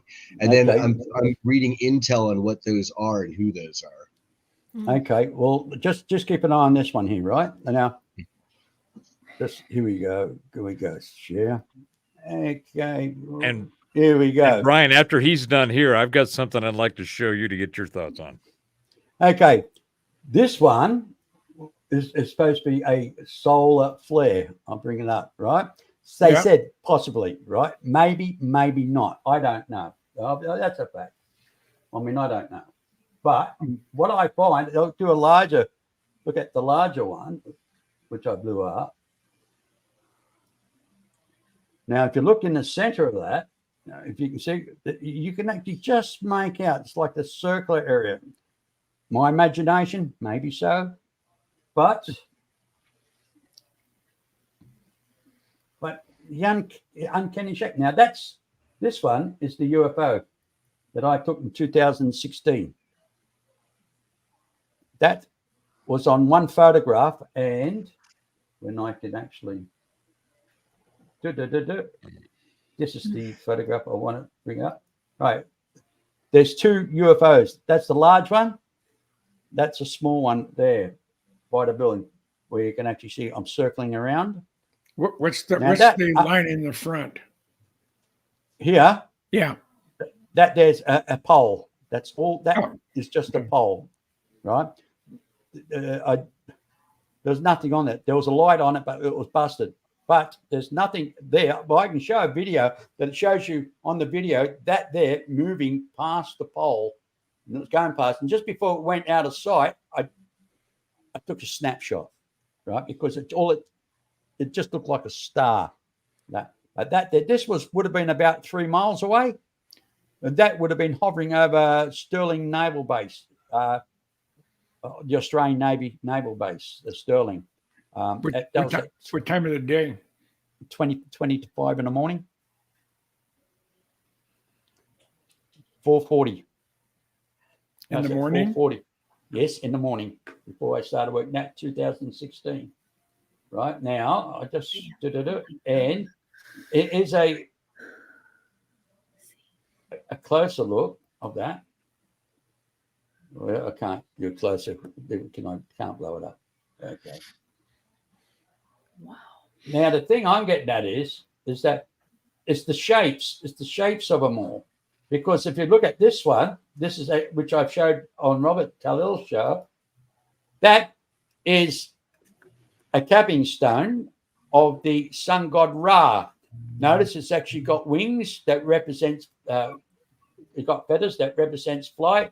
It's got the circle and the shape of it in general. You can look at that carefully. And wait. They had to get their ideas somewhere.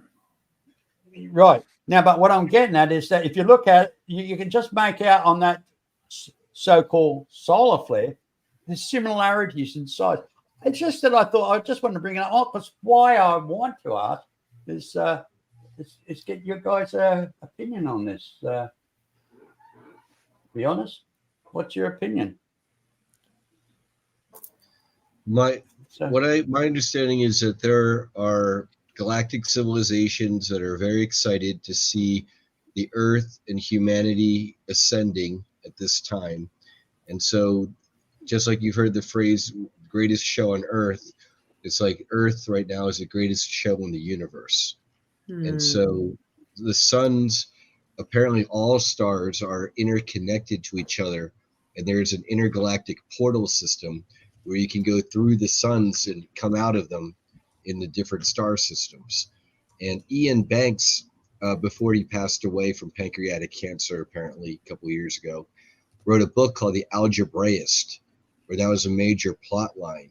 It was a super old advanced civilization, and everyone was trying to figure out how they got between worlds so quickly or effectively. And it turns out they were portaling through all the suns. Wow. Jeez. Wow. Cool. So that Amazing.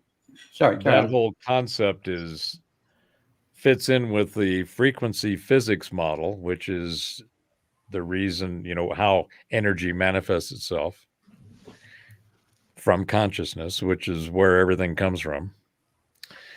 And if indeed you have the capability to go into one frequency and go from that frequency into another one, you can essentially shift frequencies. To me, that would explain the shape-shifting concept. It would also connect the telepathic component that seems to be very prevalent in all of the accounts of the different cosmic cousins that we've encountered, and in particular, how they navigate their vehicles and their craft. There's a regular meme about their using consciousness to fly their stuff. So I have, when I look at what you can observe and then you look at the knowledge stack for that subject, solar dynamics, geomagnetics, whatever it might be, you see that there's, the way in which this perspective is packaged, the way it's delineated and given distinction and differentiation. It's what it is. It is it. And it exists. And you go, each one of the things that you encountered that you have that experience with is something that you add to your pattern recognition stack. And you try to see, does it match up with anything else that I already have in my pattern warehouse? Because that's how we learn, is by the association. The mind works in a pattern recognition model. And patterns are everywhere, cycles within cycles, geometry, supergeometry. The quantum physics realm has finally gotten to the point where they're thinking everything is in a wave. Nothing is solid. Everything vibrates and has a frequency. Heidi. Woohoo. Love that. Love that shit. So that vibration and frequency is something that's how reality manifests. That's how your mind manifests, how your body manifests, how you become and participate in the reality that you perceive. It's very simple. It's not complex. There's no theology in it. There's no science in it. It's just observation, basically the observational neutrality of what it is you're experiencing. Because when you just look at, what's its nature? What's its habits, its characteristics? Look, here's a thought. Imagine an alien walking into a room, right? 4 people there, right? They communicate telepathically, these aliens. And all of a sudden there's 4 people with 1,000 thoughts going through their friggin' mind. Can you imagine the hash they're getting? I mean, they're not getting, like, let's put, for example, we learn to move a limb. We can move left to right and vice versa. We can march up and down with our feet and swing our arms. We can control our minds, but we can't control our thoughts. Obviously, we say something, but we'll be thinking something at the same time. I mean, we think ahead before we speak, as we might say.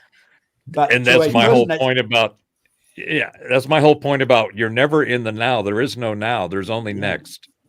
Yeah, but and to an alien, I think that if they have hashed, it'll be hashed. It's a lot of dirty noise coming through. You know, I mean, how do you cipher all this? Oh, shut up, please, for a moment. You know, I think that's where some of the very unique and important characteristics that where AI, or at least the software hardware model that we call AI today, can never do, and that is all of the essentially the series of eyes.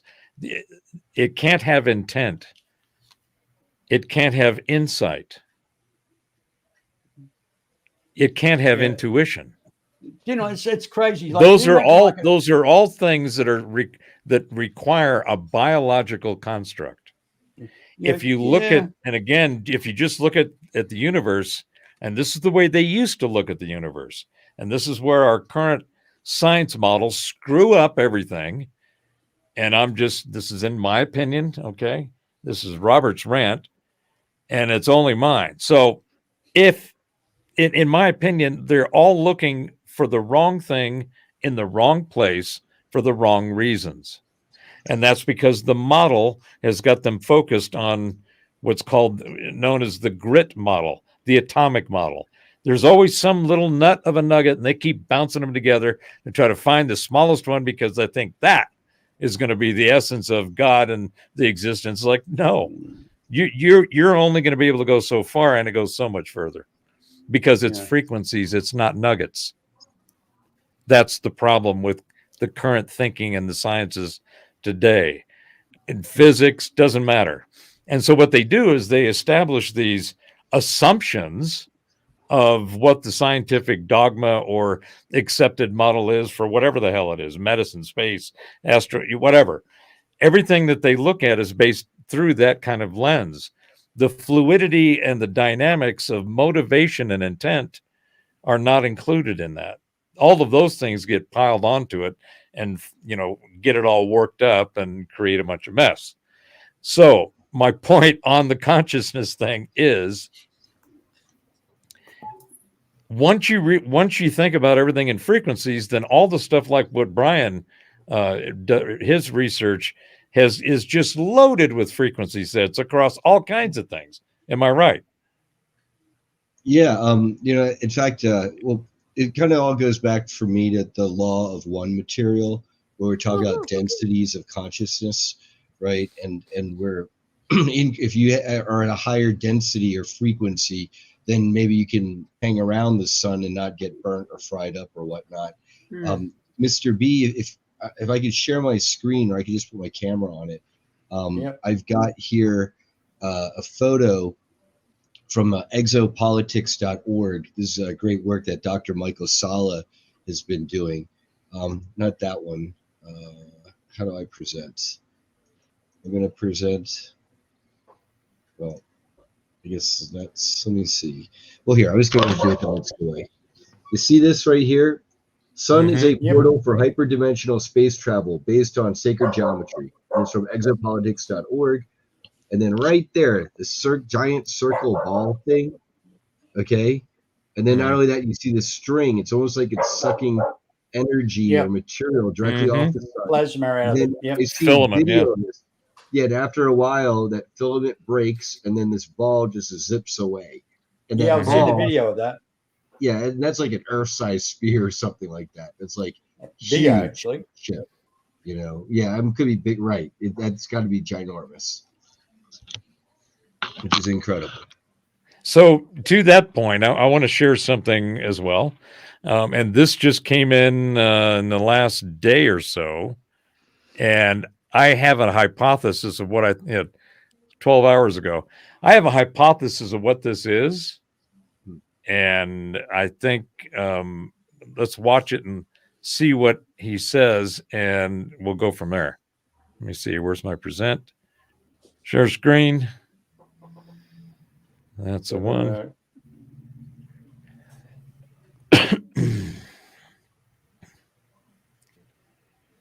All right. You see it up there? Yep. Mm-hmm. All right. Tell me if you can hear it and watch what happens here. This is quite fascinating. 84,000 feet, going back down in time to 57,000 feet. Now you can see a change in this, guys. Look at that right there. This is the glow of the shock wave, or I guess you would call it like the magnetopause of whatever's causing it. I don't think it's visible to the eye or even to any camera. We're looking at pressure models and wind speed models. And what is this? This is the burn off, but what is this right there? It's one of the most well-known spots that's never been really photographed from space, but it's actually exactly above the true North Pole, the physical pole, not the magnetic pole, but the physical pole of our planet.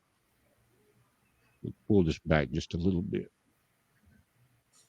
We're right into the elevated jet stream that's being pushed up above most of Canada.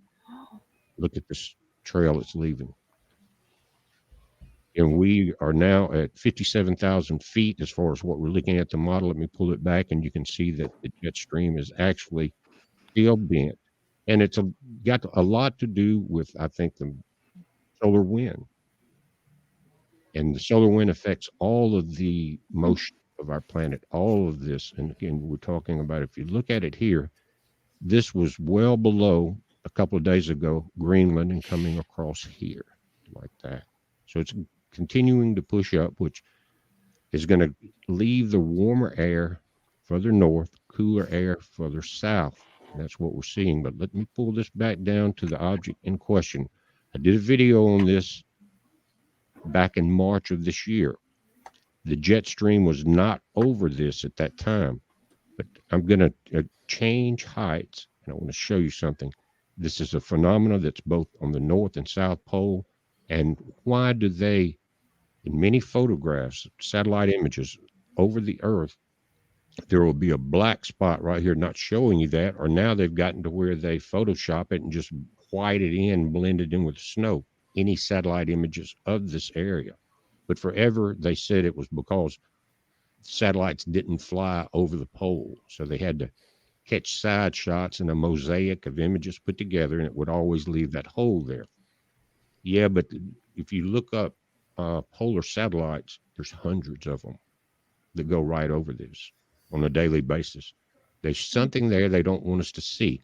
Now let's go all the way to the ground, leaving the air and the pressure on. Again, we're going to go down. This would put us at about 33,000 feet where the airlines fly. Now look at the difference. We're going to have to pull it up, but it is something that I think is the reason they're hiding this area. There's a vortex that appears to be pulling air into it. This is out here where we're seeing the shock right there.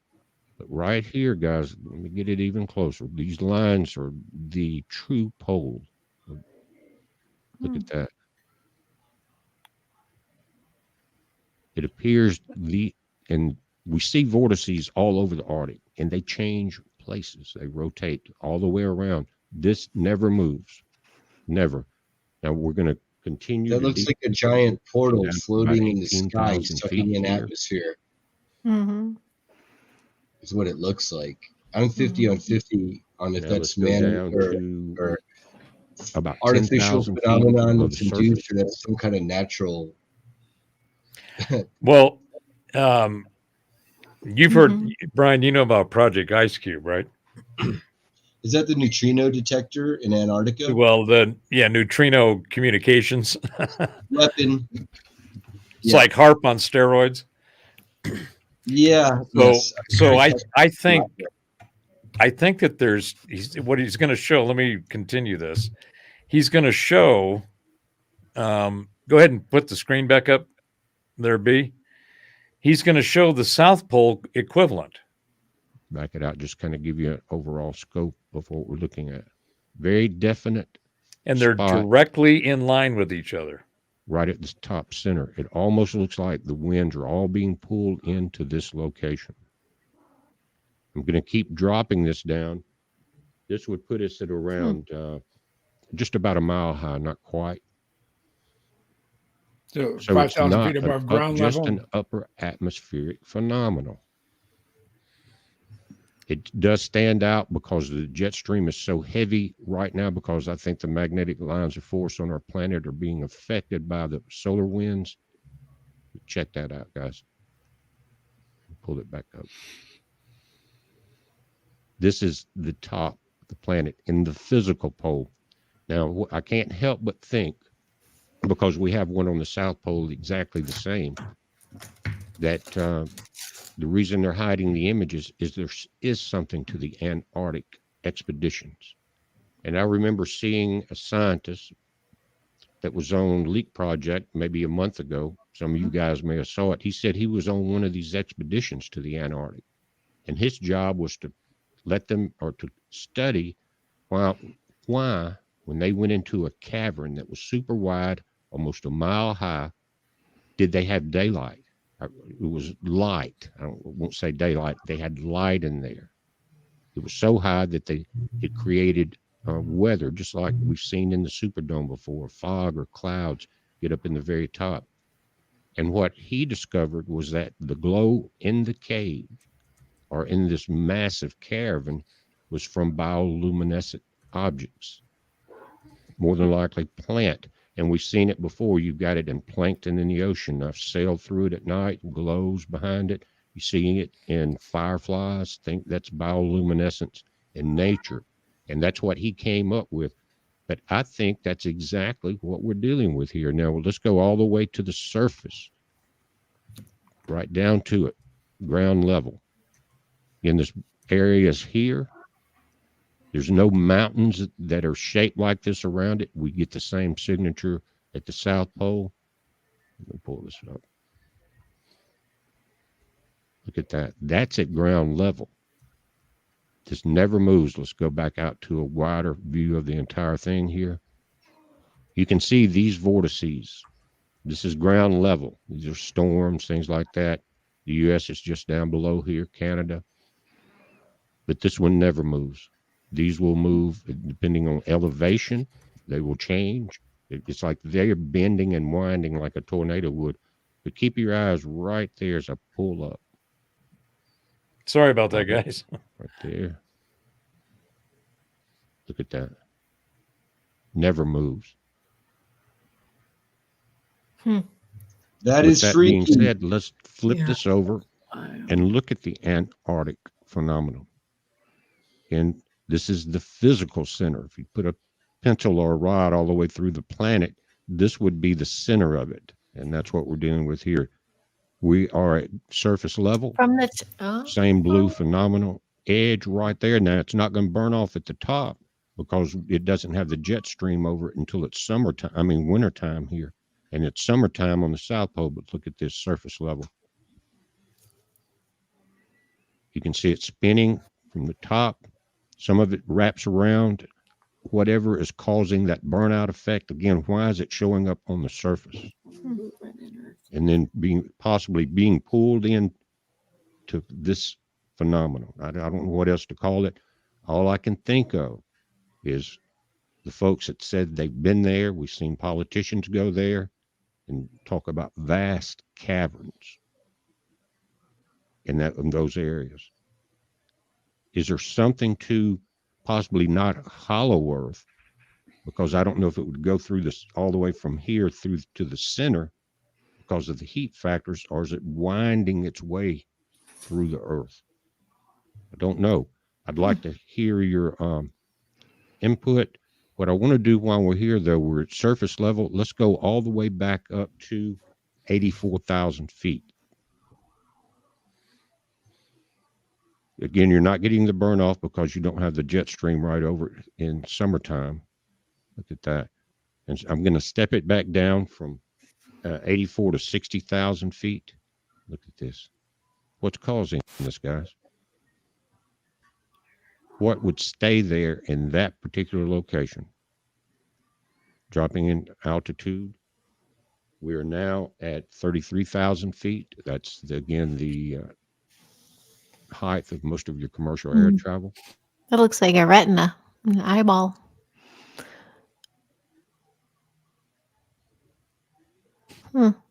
Bad hair day. Back it out a little further. That's interesting, isn't it? Look at that.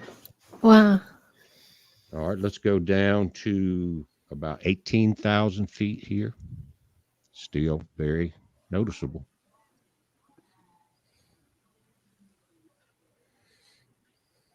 I'm going to keep dropping it.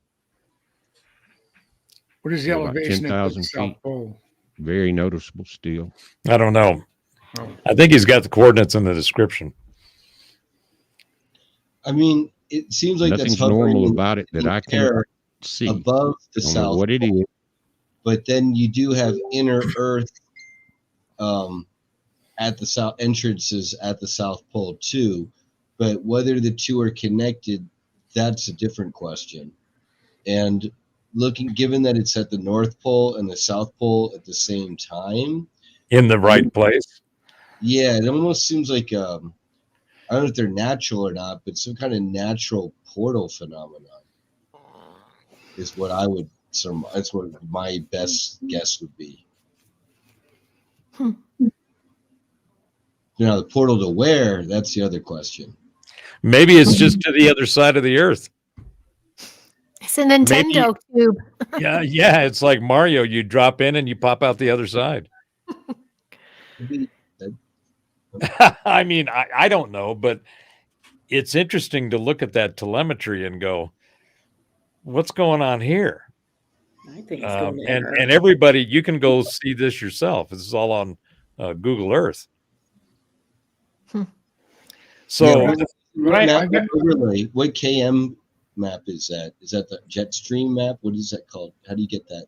I think it's the jet stream, but I think he's got the information in the description, and I put the link in the chat for everybody. Okay.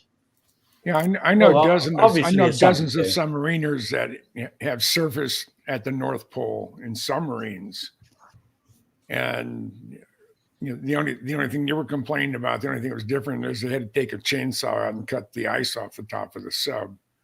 But they didn't. There wasn't any other sensation that he had mentioned. I wasn't asking for any, but if he was going to,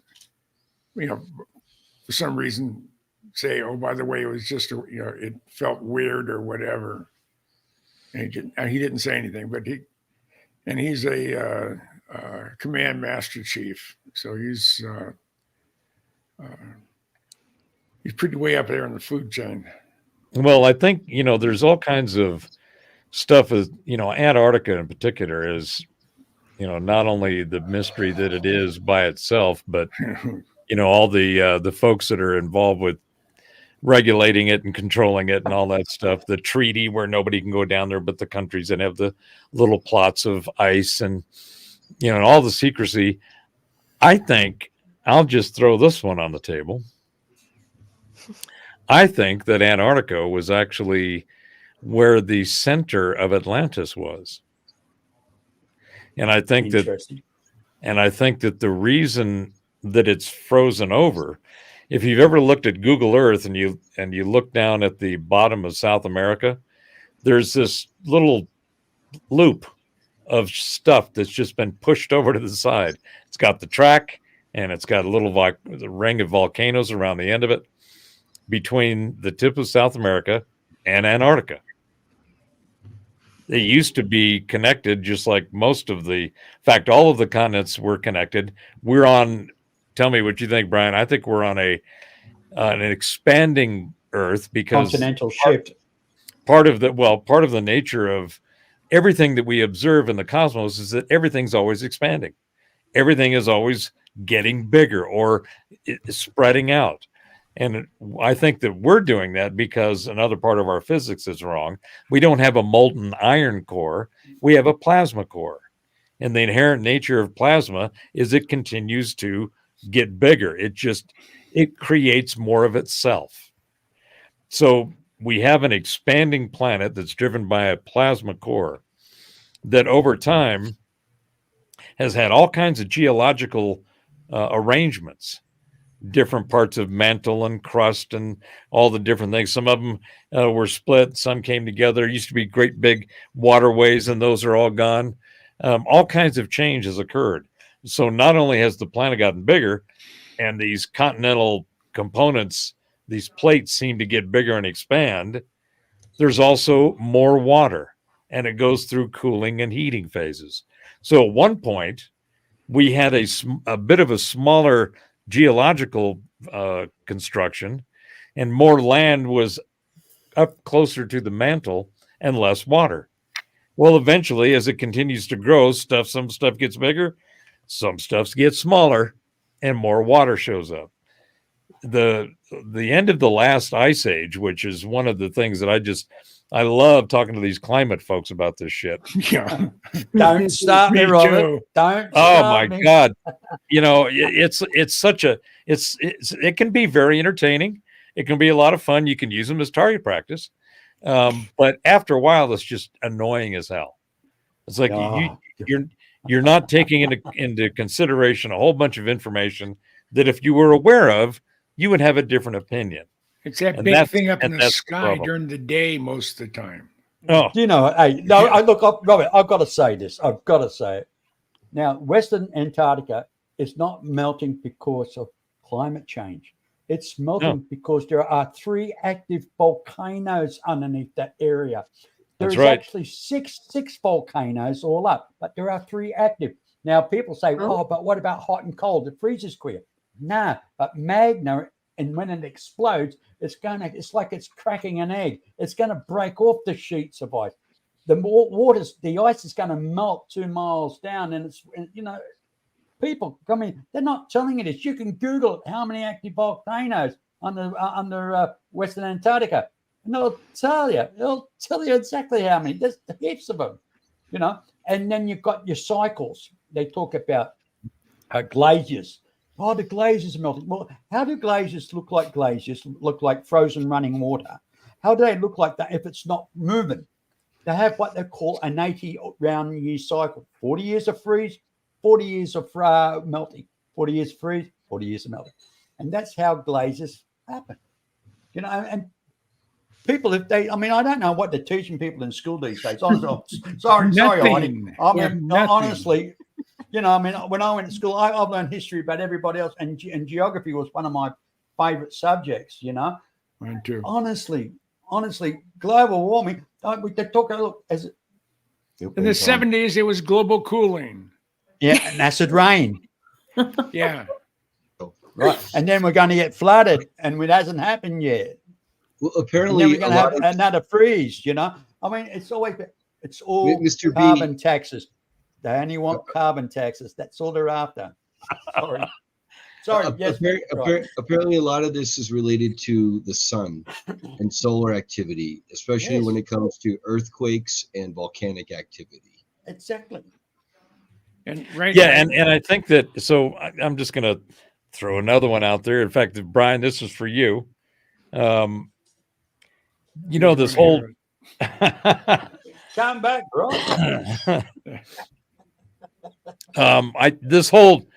I've got to, when I look at this whole disclosure movement and all of the hype and hyperbole and sex and sizzle and whatnot and can't not going on around it, because it's just a cacophony of crap. It's just a mess of stuff for a lot of very good reasons, but also a lot of stupid reasons.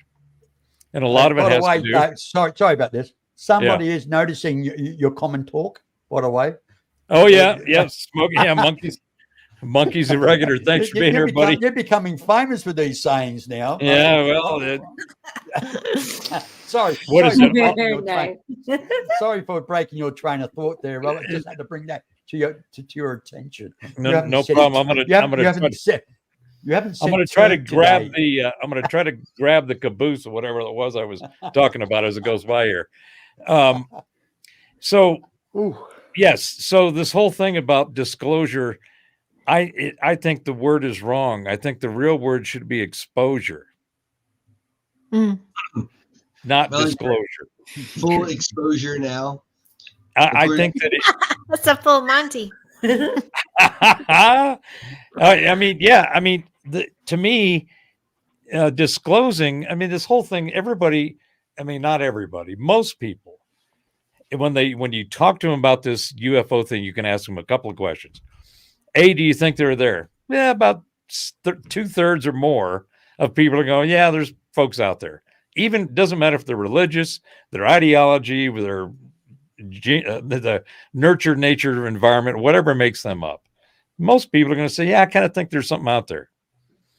And then you ask them another question. Well, do you think that if they were out there, would you trust your government to manage that information for you? Yeah. And the same percentage, at least 50% or more now, and it's been growing, are going to say, no, I wouldn't trust them fuckers at all. I mean, their track record is complete crap at this point, especially over the last 3 or 4 years. They've demonstrated a complete incompetence, inept ability to even think things through, let alone do them. And when they do them, they do them blatantly cockeyed. And you sit there and you go, excuse me, you're shooting yourself in the foot. You know that, right? I mean, you came out of the gate shooting yourself in the foot while you were screaming about, here's what we want you to think about this subject and how you should feel about it and how you should behave. And here's all the rules and delineations that you need in order to be accepted when this subject comes up. All that shit's it's broke itself under its own weight of idiocy and stupidity. Mm-hmm. But it's also crumbling because of what we were talking about earlier about this next phase. We're in a phase of transformative disruption. Everything has reached its peak, and it's crumbling based on its own variables that are going on around it, but it's falling apart. And it's like this, a little stem coming up. The pissed off positive peeps, Heidi, are coming out of the ground, right? It's like these seedlings coming out and pushing the crap in the soil off to the side. I mean, you're hitting it on the nail. You're hitting the nail on the head right there, Professor. Is that it's from the ground up, and so it's a movement from the ground up, demanding and basically the disclosure. It's like you've got so many testifiers of witnesses to all the stuff, good and bad and ugly, that disclosure becomes almost by default and inevitable. Mm-hmm. And so, but it is absolutely a bottom-up movement as opposed to a top-down, we're waiting for the authorities to disclose willingly, because that's not going to happen. It's also a big business. I think disclosure is now legitimate, like a business, and No those doubt. Agent Smiths are everywhere. So Yeah. it really is taking the small guy from the bottom up, pulling their bootstraps up time and again to just stay under radar, but still deliver this Yeah. exposure. Well, of truth. most of those Agent Smiths are paid agents, or they're wrong, and then they serve the agents, and they're hyped up, and they're given all the boosts while we all get shadow banned. But Yep. the reason why they're doing that is because what there is to disclose, the skeletons, if you will, in the closet are so bad and so ugly, and there's so many that they can't help but fight to take control of the narrative, because once they lose the narrative and the information is out there, that's a big part of them losing the game and the whole chess set being upended. But Totally. I mean, when it comes to disclosure, I think Congressman Burchett from Kentucky said something just recently in several days that I'm sorry. what the hell was that? Yeah. That's B playing with these. B's trying to end the show, and he doesn't Oh, realize that's sorry. not going to happen. And Well, I know the girls need to go because Heidi only came on for an hour, and she's been here 2 hours. And Well, apparently they don't. That's my Apparently favorite time. they have no problem hanging out. yeah. And They're now still here. And I've do you want completely to lost my rephrase train that, of thought. please? Oh no, Yeah, Jeff, yeah. no. Yeah, it'll come back eventually after we shut down. Oh, God. Yeah, Oh, Usually oh, does. So the point that I'll just try to finish up my stuff, and then I'll give the floor up, which is very rare for me, as a matter of fact. And I think about it, but the idea of this transformative disruption that we are going through is the most. It's the most impactful and the most influential and intense. I'm trying to get those two words out in the history as we know it. Because it's never been so many people going through so much at the same time. The connected collective consciousness is all, the wiring and the frequencies in there have just been crazy. And in order to deal with managing the mitigation through these frequencies, you have to have a different frequency in order to recognize it and deal with it and manage it and mitigate your participation and mitigate it as a whole. What Brian does with his group and the collective is there seems, correct me if I'm wrong, Brian, but there's a collective intent to not only mitigate the nonsense but proliferate the positive. Yeah, it's a natural process that our collective vibrations and individual vibrations are going to rise. And that seems to be kind of the theme here, is that the earth is in a current pattern of spiritually being at higher vibrations. And so you get a little bit of, if you don't adjust to the higher vibrations, you're not going to last here as the vibrations increase. And as the vibrations increase, literally it's a more energetic, higher vibration, more energy environment. So you're going to have more, perhaps, truth. And it's going to be harder to lie and hide things when people are telepathic and empathic and can sense each other's true intentions, right? That's going to raise our vibrations collectively. And part of living at a higher vibration means that we're living in truth. If we don't know that the earth is like a ball in space with all these other intergalactic, brothers and sisters, and we're arguing it's flat and ETs don't exist, much less intelligent ETs, much less they're here on the planet now, much less they've interacted with our governments for the last 80 plus years and sold us out. Maybe longer. Longer, right, in many cases, and all that. Yeah, exactly. How can we have a higher vibration if we're living in an idiocracy that was being dumbed down? And Chastity, what's your thoughts? I was actually going to say that. So thank you for calling on me. I was actually going to say. You have a free voice here. You can speak up any time. No, I know. I've just been in awe. I appreciate everybody, what everybody's saying, but no, I was actually going to speak up. I was waiting, because I will say the past 2 times, so when I'm in a high vibe situation, for whatever reason, my vision gets very blurry. And I think it's when I'm like, that's what I noticed. And I will tell you the last 2 times that I have this last time, both times that I've been on with you guys, my vision has been very, very blurry. So I feel like we're in a very high vibe right now too, just so you know. Well, there's a correlation with that, and it's called, substances that you can consume that will give you that kind of an effect where you feel higher, but your vision is a little blurry, and maybe you're getting a little sloppy with your articulation. But you're talking about the real thing. Yes. Yeah, well, I'll tell you something, Chastity. When it comes to me, I mean, I watch my show and all, saying to myself, what the is he saying? And it won't be until about a few hours after the show, I'd say, oh, that's what he meant. Right. Yes. It's like there's a delay going on, I mean, I don't get it all at once. That's, I don't know. What do you reckon, Jim? Right. You get it all at once? When you're talking about vibrations and energy and stuff like that, there's the thing about me. There are people that I just walk by and I feel an attraction to. There's people I've been introduced. They're supposed to be a nice person, and my vibration, my frequency says, "No, this guy's a piece of shit. Don't trust him at all." Yep. Now, I was blind with my last couple of wives, but here we go. but I wasn't thinking with the right hand. That was the problem. Hey. No, but Jim? but that frequency tells my inner self, this person is who you should be around. The professor, for example, and actually everybody on this screen right here, and a lot of the people I've met in this community.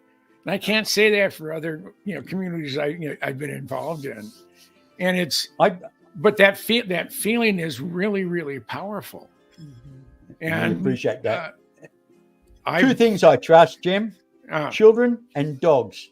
Children and dogs. Children are so open that their brains haven't been kind of. Drunks will do it, right? and if a child comes up to you and they say, "I don't like that man," listen to them, because that they have an openness about their consciousness. And dogs, well, if my dog doesn't like you, fuck, I don't like it. Yeah, exactly. Yeah, exactly. And that's bad. And it's all to do with freaks. See, trouble is, as Heidi would probably agree with, as children grow up, they tend to be indoctrinated by either bad parents or the government or the education system. No, you can't do this. You're wrong. You're right. You're wrong. You're right, or whatever. There's no happy solution. But when you're like excuse my expression, a virgin, untouched, you haven't been kind of sanitized and so open, and you see things differently because nobody's telling you what to believe, but you sense it. It's like your senses come in. It's like when you don't understand something and you look at something. You're not going to grab it. You look at it and you observe it before you do anything. Before you pick it up. Oh, yeah, does that look poisonous or does it what? Well, you just don't know. And the thing is, that's the innocence within you. Not understanding makes you cautious. And children pick up on these things. They do. Mm-hmm. And then you get older and you become an adult, and all of those sensors go away when you get into a relationship. And the next thing you know, you're going, wait, I didn't see that coming. Whoa, what was that? And number 2 was the Antichrist. So, So there's one other thing I wanted to toss on the table about just another. As you folks know, I'm I really enjoy the linguistic side of expressing ideas, the language, the words, and all of that stuff. So I get really anal sometimes about the choice and making sure that the words are understood and used in the way that I think they should be, or at least they make more sense to me for what I'm looking at. It's like I was saying earlier with this disclosure thing. I think disclosure is the wrong word. It's exposure. It is, and then that exposure is across a whole bunch of things. But that to me is a better way for me to look at that set of data than keeping it under the disclosure thing, because kind of like UFO, it's been drugged through the mud for decades and it's got all kinds of baggage and stuff on it. And if you take it at its core definition of unidentified flying object, then that's okay, that's applicable. But the UFO has been through all kinds of stuff. It's got too many things that it needs to be cleaned off of it. So here's another one I want to put on the table. Everybody keeps talking about everybody's brainwashed, right?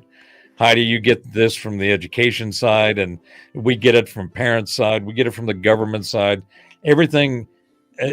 You go back to what was it, Brian? Project Mockingbird, and then the Northwoods and the Brookings Institute.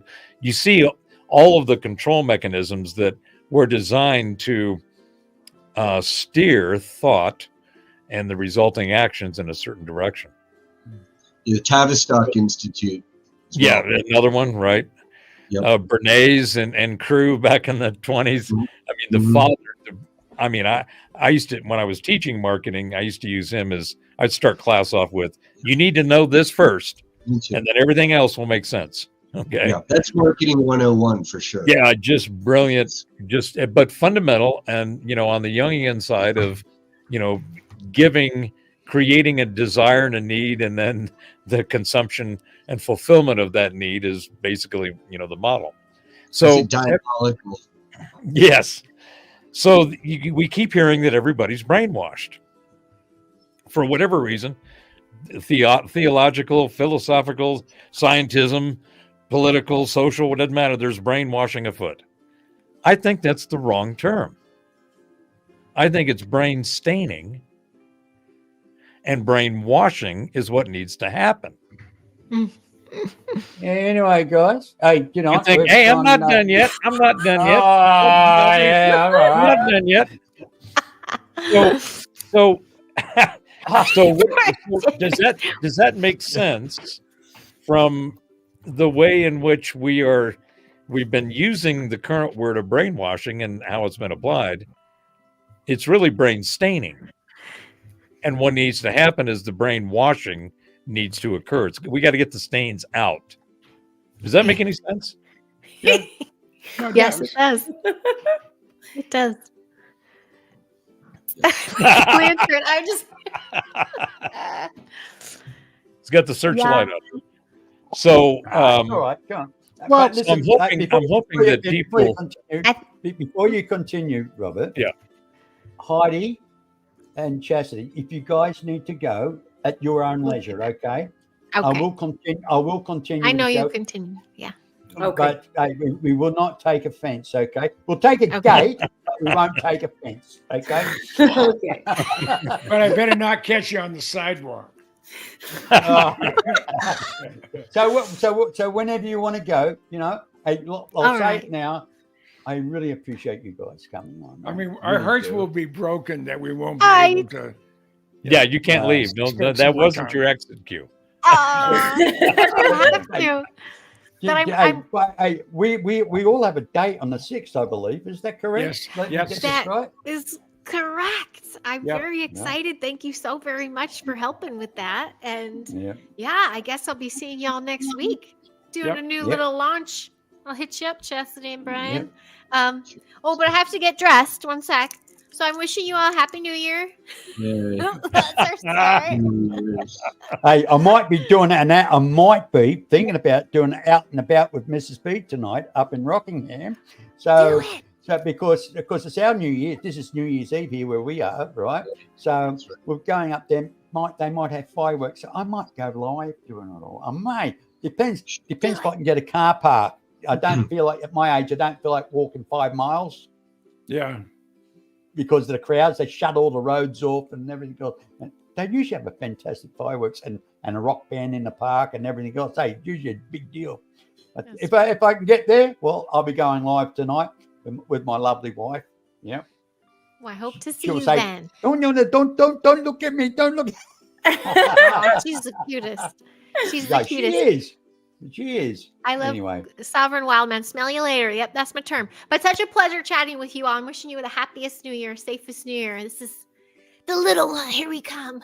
Happy New This is Year. my And the Eurythmy. best of you guys as well. All the love, peace, Happy and New Year, you know, dears. the world can throw at you. I'll Catch you smell you later, later. guys. And we'll see you next year.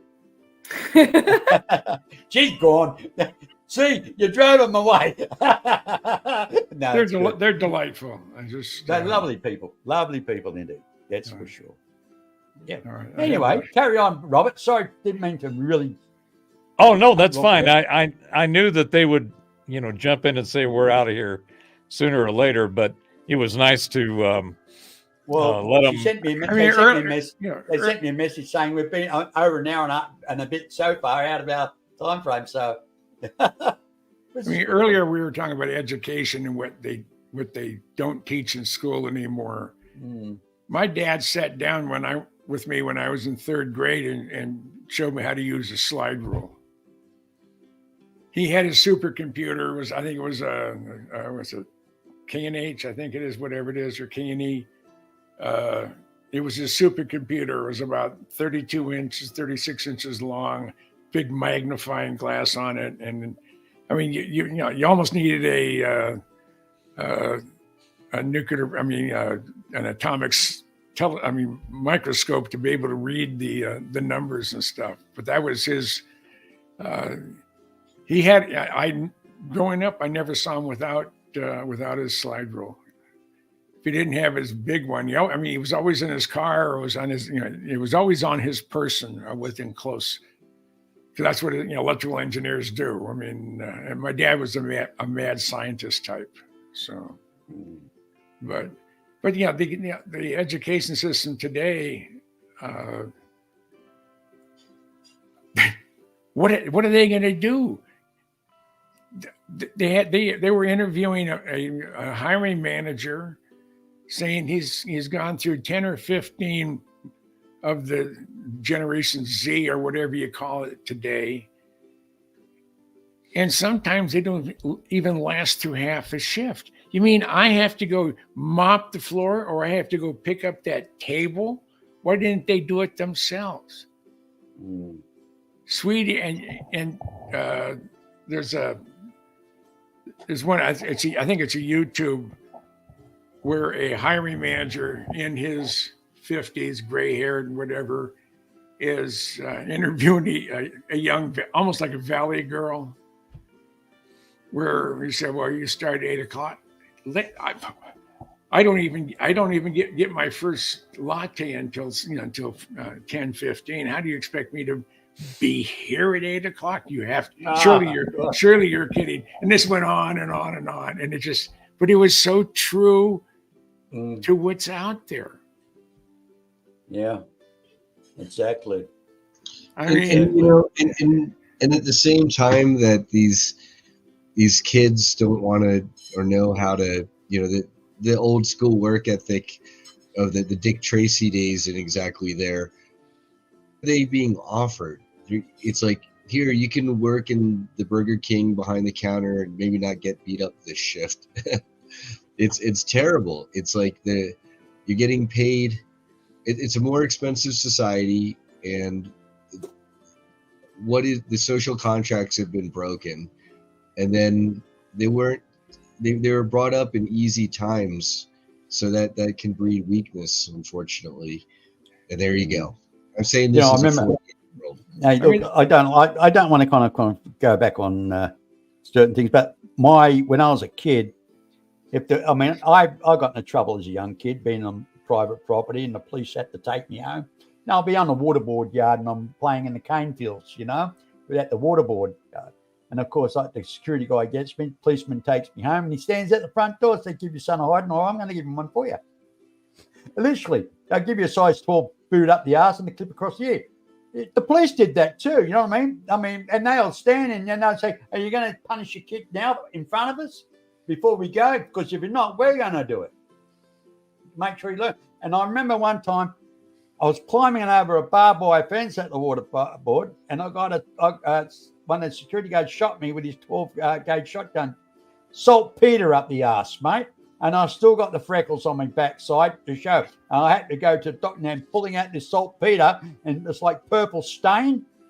You know, was that the last time that you did that, B, or did you learn? Yes, from that? yes, that was the last time I learned to go under the fence.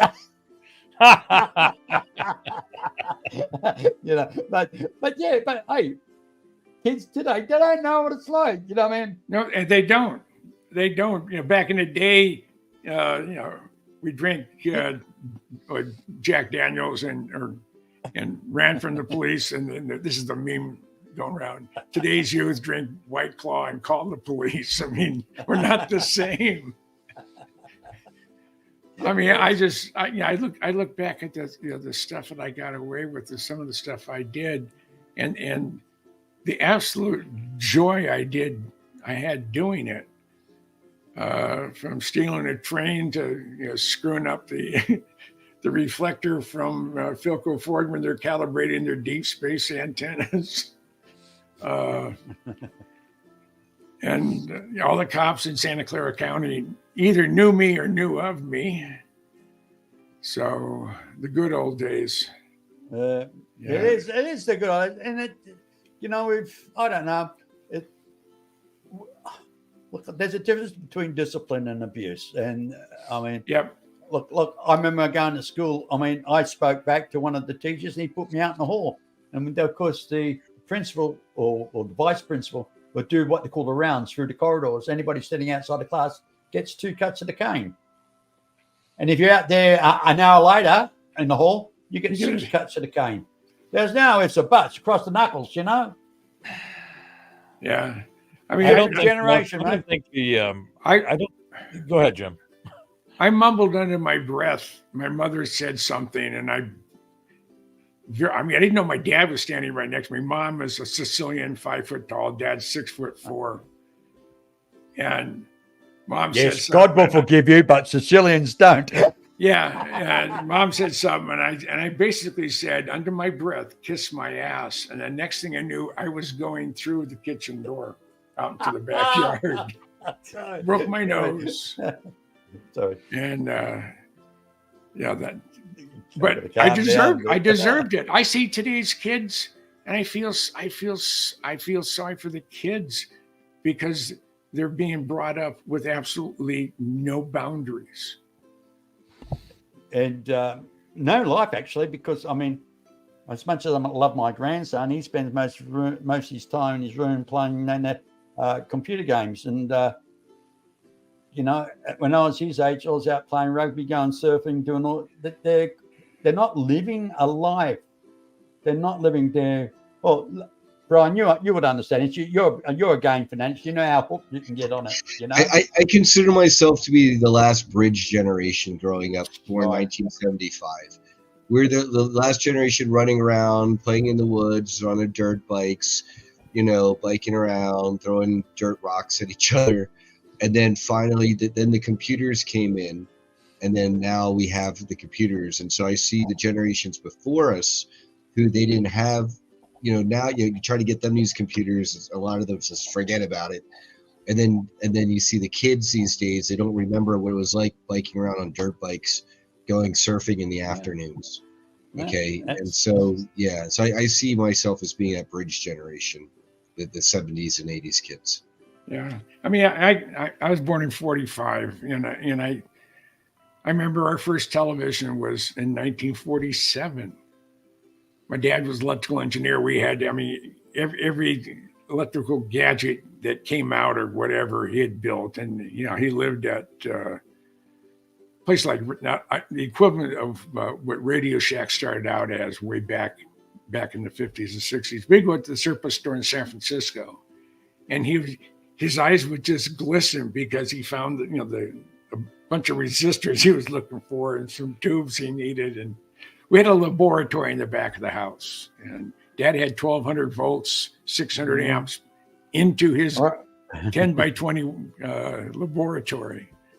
So Yeah, I remember when the local Tandy store opened up. I was in heaven, because I was a VK2 operator for our city. That's a ham radio operator back in those days, and that was my joy. I mean, I used to pull radios. My favorite one I used to work on was a Yaesu FT901 DM amateur radio, mate. That was a radio. They're still a classic today. Valve job, beautiful tone. Operate the world on 1 watt, mate. I've tried it on a wet piece of string, honestly, and it works. It works. Really? But such is life, I mean, that's part of my life and experiences, and it's sad that children today, I mean, they're not all children, but a big majority of children today, they've lost their childhood, they've lost their adolescence, and they, I mean, some of them don't even, as you said, they don't even know how to apply for a job. They've got the qualifications, they've got the education they're supposed to have. I mean, then you've got those what they call professional students. They go to university, they get a bachelor degree, and then they keep going on for a doctorate. Then I might do another course. So they become professional students. We're living on grants, never paying the grants back because they're not working. Yeah, it happens. Well, that's a part of the broken, what we call education. It's really a schooling. It's not an education. And it's designed from, there's a great video by Sir Ken Robinson. And it's RSA Animate does a whiteboard animation as he's giving his presentation, and it's phenomenal. And it's about how the education system is broken because it was designed, throughout the Renaissance period. Before we had these kind of systems we have now, it was basically done by the various theologies, the monks, the Catholics, all the different monasteries. That's where education was actually given. And a lot of the, especially, you had the secret societies and mystery schools as well. But that's where the real education was going on as far as passing on of knowledge. What we have today, is Ken Robinson points out in this video, it was designed as the agricultural revolution and then into the industrial revolution started to emerge. And they needed to organize and give some kind of administration to the populace so that they could be available to go work in this system. It was designed more for, here's the information you need to know so that you can go function and work in our shops. And that whole model is still what we have today, because what they did was they implemented a standardization of the minimum requirements in order for you to be a functioning participant in the economy that they were building. Okay.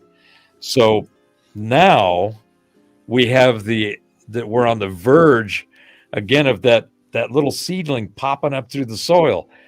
Education is going to be based on the self-interest, proclivities, resonances, and natural innate abilities that one has. And Heidi's, she would talk to this because this is the model. I'm all for that. I'm totally all for that. I mean, if you've got the ability to do something, get involved in it. But the system isn't designed to figure out what that is. The system is designed to take a cookie cutter model and damn your interests, your skills, your talents, your proclivities. None of that is important. What's important is this finite set of information you need to go out there and be another energy generator in the system. Yeah, well, reading, writing, and arithmetic, stick to the 3 principles, right? And outside that, I mean, who really gives a shit if you want to learn how to cook? Do you really need to learn algebra if you're not going to use it? I mean, if you need it, you can learn it as you go into a university degree. Why not? Put it part of the university degree. At least, but if you've got the interest in the field, you will read books at home. If you can read and you can write, you can pick up a book and learn for yourself. You know, you can pick it up and say, okay, I can Google whatever I want to find out what this means. And you can do it. Even that Still is do it. suppressed, and Yeah, it's I know. the whole idea of self-motivation, of finding out what it is that you are drawn to, so that you Well, Professor, whole can I thing speak is- to that, Professor? yeah, go ahead, Brian. Thank you. I think what you've very well described is the end game. Is that we see the beginning game was they need to indoctrinate people and get us into their factory system. Now we're at the end game. This is a post-industrial era now. They themselves have trashed their own industrial system, and now they're running things like the Caligari plan, where they're importing, military-aged men, not the women and children, but men, military-aged men who are unattached in the countries, while taking apart the industrial system and the healthcare system and the educational system. And at the point where people are availing themselves of all the wonderful information out there, hey, Christy, it's not because the system encouraged them to do that. It's because the system is at its end stages, and people are now availing themselves of other methodologies and media to learn. Right. Yeah, exactly. And I think going back to, I'm going to try to put these two little nuggets together. Going back to what we were talking about as far as the identity and the security of the tokenization of self, having the sovereignty and provenance over your own information that is all about you, whatever that is, and the assets that you have ownership of, right? That system is what's going to allow and enable a complete transformation in what is schooling, we call education, but it's going to transition into learning. There's just going to be a category of learning. And under that learning are going to be these individuals that will have specific information and the way they present it, i.e. courses, that are extremely effective in teaching the information that results in a great track record of positive results for the pupils that take it. And that education is going to, those that have the best track record are the ones that are going to attract the consumption of what they create. So that content creation of your presentation of a knowledge set, and we already see this with YouTube. We see it with, in particular with YouTube. And I'll just, I'll just go ahead and put this on the table. I think YouTube is one of the most incredible innovations of the last 20 years.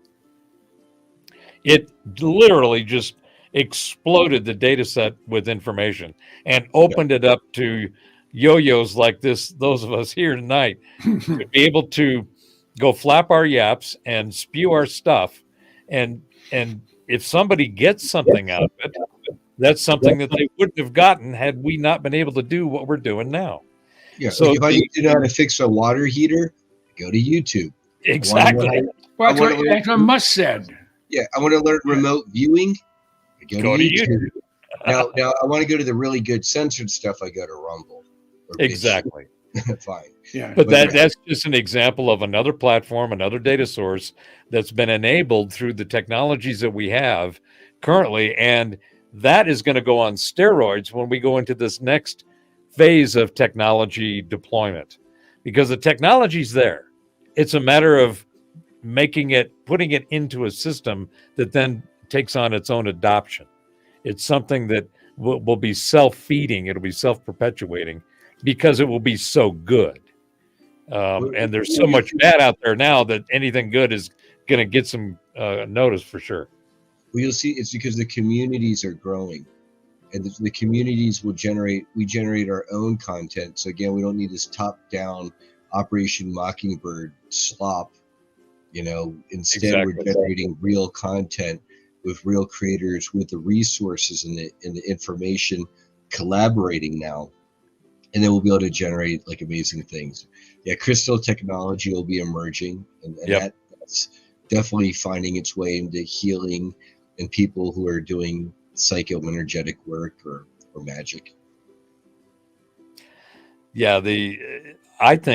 I, for one, kind of rounding it back kind of sort of to what we started with, I, for one, am extremely positive about the future. I think that what we're going to see through this transformative disruption is going to be very messy. It's going to be painful. It's going to have all of that oomph that happens when you bring a bulldozer into a place that needs to be leveled and you rebuild something. So metaphorically, to me, that's what we're about to see. And it's going to get ugly. Shit's going to, it's like I was saying earlier about before that I prefer the word exposure rather than disclosure, is that the exposure covers everything. And the stuff that's going to get exposed is really going to melt some minds. There's going to be some drivel and dribble and shit coming out when people start seeing the information that most of us already know and have known for a while. And we're going to be in that enviable and unenviable place of people coming to us going, hey, I know I said you were crazy when you were telling me about that, but now that it's here, can you tell me what you know It's about happening that? now. Right? Well, It's Professor, happening I'll now. check out the gematria of full disclosure now movement as opposed to full exposure now movement. And we'll see how that goes. And then maybe, because or in the future, who knows? I'll keep that under advisement. I always, before I left working briefly for Tesla for 2 years, my outgoing, I actually got Elon's attention briefly with an outgoing email that I forwarded not only to him, but other members of his executive team. And so I got his attention. And I always regret I didn't get to tell him he should have called it Tesla Copilot instead of Autopilot. There you go. Yeah, I think you're spot on. So again, to me, there's a lot of crap. To me, I just look at it as multiple movies on one screen. Everyone's in the various acts and scenes that they're going through. Some of them are colliding with one another, and that's always entertaining to see, like we were talking about with the New York Times going after OpenAI because of content violations. It's like, well, hey, us musicians have been dealing with that shit for decades. We need some attention too. And that, I think all of that kind of stuff, in fact, one of the models that I've got is called ICCI, which is the International Independent Content Creators International. And the whole idea is to be able to say, we will blockchain tokenize your content. So And that then artists wherever- get paid. You basically that's true decentralization. As opposed Exactly. to worrying whether or not the studios get their money. Who cares? Right. Right now, you've got BMI, ASCAP, you've got all the labels, all the distributors. Everybody's getting a piece of something. Well, the digitization of everything, including graphic art, but in particular video and audio. I mean, it's not going away. If anything, it's just going to continue in waves of tsunamis as more and more people become, they get interested in it. They find they have a skill or a talent or something, and they go, holy shit. They put it out there. Next thing you know, they're viral. And people are coming to them, consuming their content. Well, you need to have ownership of that content if you created it. And right now, there's this intermediated infrastructure that has got too many roadblocks from the creator to the consumer.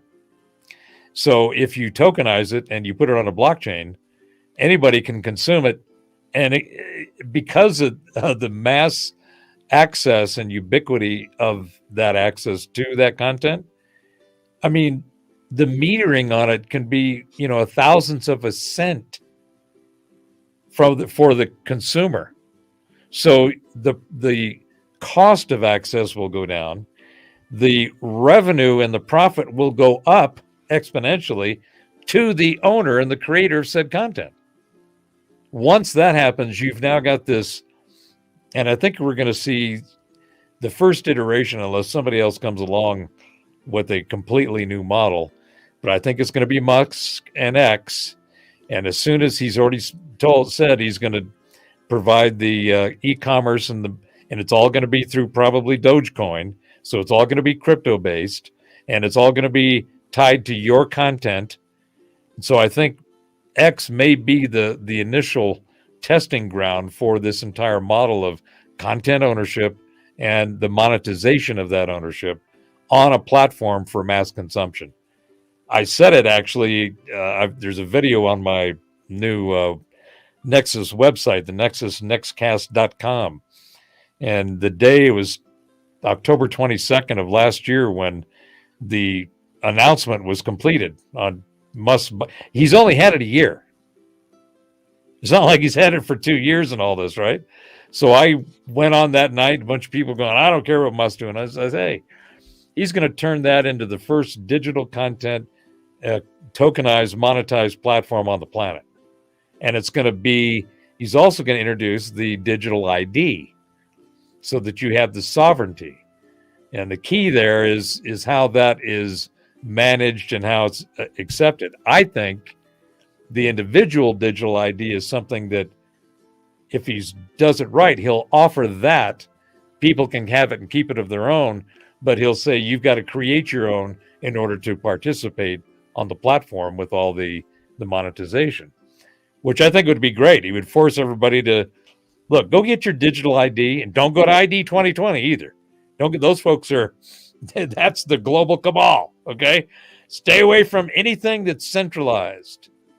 If you can decentralize the tokenization, the sovereignty of self, basically having your own wallet, which means you now become your own bank, which means you now have sovereignty, provenance, and control over your content. That's the world that I think we're going to see, and I want to play in there. I think that's going to be amazing. It's going to unleash a torrent of creativity and motivation and inspiration. All things that you can't put into AI, by the way. You can't do it. You can't put it in software and hardware. So all of that, as it unfolds, is going to be this amazing, exploding experience of like, whoa, this is great. Why didn't we do this before? There was all those people and all those things, and it was built on a system that didn't account for this. So, yeah, but there are mistakes, and we don't have those in here because this is trustless, it's transparent, and the accountability is there because even if, like you were saying, you get the EMP or a solar flare and it takes out your bank account, in this model, it's somewhere out there. It's not just, at that institution or in your wallet. It's out there. Yeah, but because it is a decentralized data structure for that transparency and that accountability. But under those types of circumstances, if you get hit with EMP, your computer, your cell phone, retailers, restaurants and stuff like that, they're going to be just sitting there with a cigar box, taking money because when there won't be any money. when all the ones and zeros go to zeros, even if your information, like you're saying, is stored, gold. There you go. Yeah, but there have to be a means to certify that it's really gold. I mean, there's ways to do it, and I'm sure there were some brilliant entrepreneur, whatever we call them, would. It melts at a certain temperature, so they can test it that way as well. Yeah, and but yeah, there aren't that many people who have, chunks of gold or gold coins or silver coins. Well, we know where to go if we need gold, don't we? Yeah. Well, the problem with metals too is that you're not going to, if you want to have enough to go secure supplies and do some bartering, some value exchange with someone. I mean, carrying around a couple of pounds of gold or silver or coins or metal, that's a pain in the ass. Yeah. And it's go ahead, Brian. I can see pounds of silver. If you carry around pounds of gold, I don't think you got any worries there, Robert. I'm looking at pounds of gold. You can blame Ronald Reagan. You can blame Ronald Reagan for this Reaganomics. You know what I mean? Because Fort Knox used to have the biggest gold reserve. It's got jack shit now. Bugger all. Well, that was done a long time ago. That was back in the 60s and 70s. Well, apparently they've rediscovered discovered the stash under the Vatican, and that's there's usually you have tunnels like 50 miles of tunnel worth of valuables, including gold bars. And I've seen pictures of this. This predates all this AI crap. So I'm 20% on that. 80% that's probably real. And what about all the gold over here in the Grand Canyon? I mean, there's stuff out there, especially the apparently a lot of there was Egyptians and some Olmecs and some all kinds of people. I think Atlanteans actually, who the Egyptians came from, and the Olmecs were a part of that community. But apparently, there's a whole bunch of it over here in the Grand Canyon, which would make a lot of sense. And now the whole lithium thing is exploded, where turns out lithium's everywhere. The cost is in the processing of it, but it's like, is that really the energy? No, because we have source or 0 point energy now. You don't need petroleum or generators even anymore. And that's one of the other awesome things that we're about to see. You can have a cube that fits in the palm of your hand that is a continuous energy generator. All you got to do is plug into it and suck it out. And as much as you need, as much as you want, and it's always there. It never goes away, never runs out. You don't refill it, you don't recharge it, because that's what Tesla was doing. That's what Keeley was doing. Maxwell understood this. Heaviside, Faraday, all these guys understood that in the ether, in the air that we are breathing right now, you can have all the energy, all the water, and all the communication you want. It's in the ether that we are in. And the technology to extract it and leverage it is also off the bench. It is commercial. It can be commercially available. Here's something that I found really amusing this week. Yeah. I saw this post and I reposted it. It's about this Indian turned around and says, how can they say that running a Tesla car is cleaner than running an air conditioner, right? Because they both, I mean, you're still going to burn electricity either way, however you look at it, right? Now, the thing was, I posted that. I got a warning saying it's not fact checked. Tesla cars run cleaner than air conditioners. Well, hello. Where do you charge up your Tesla car, and where does that energy come from? The same place the bloody air conditioner does.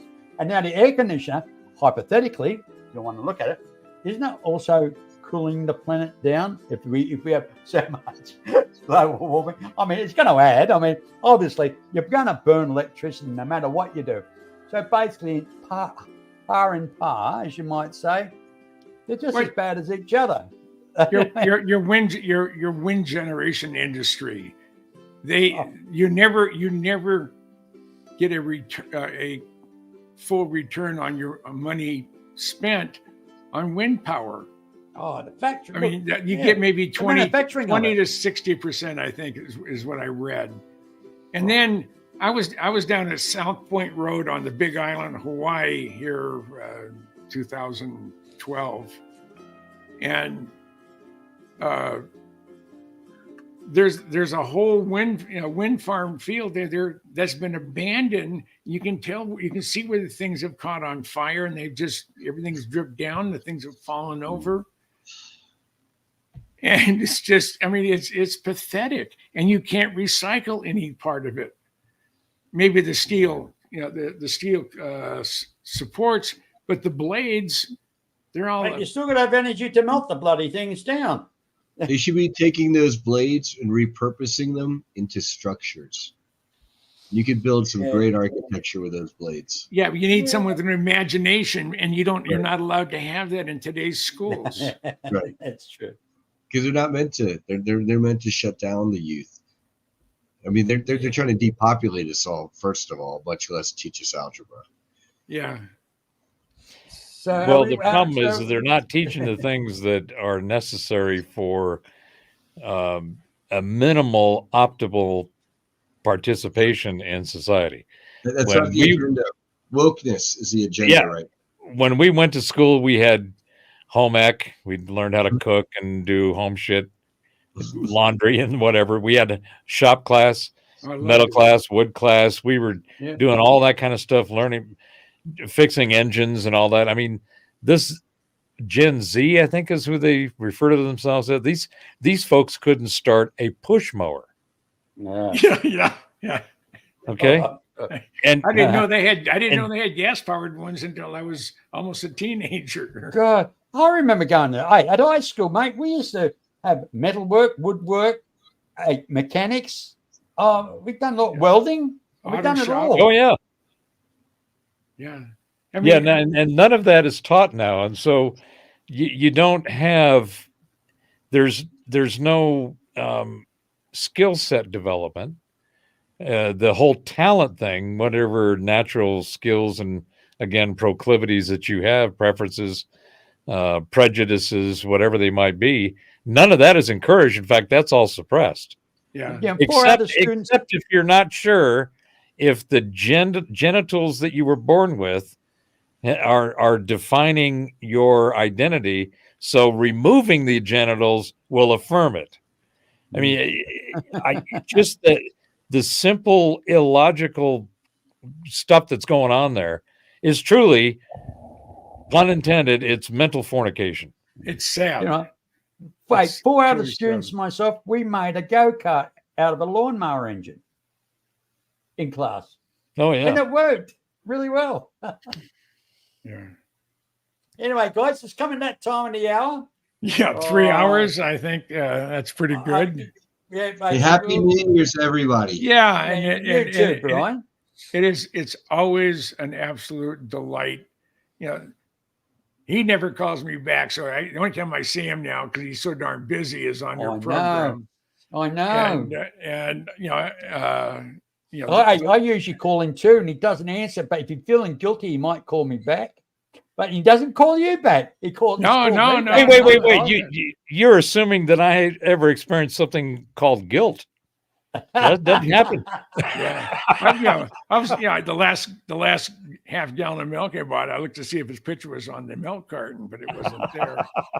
So Oh yeah. Well, I've been busy getting the Nexus NexCast website yeah, together. I understand. I'll that. send you guys the links. I've got shows up there now. I've just been doing a few little tweaks, trying to make sure that I've got the content. It'll be on YouTube, Facebook, Rumble, and Spotify.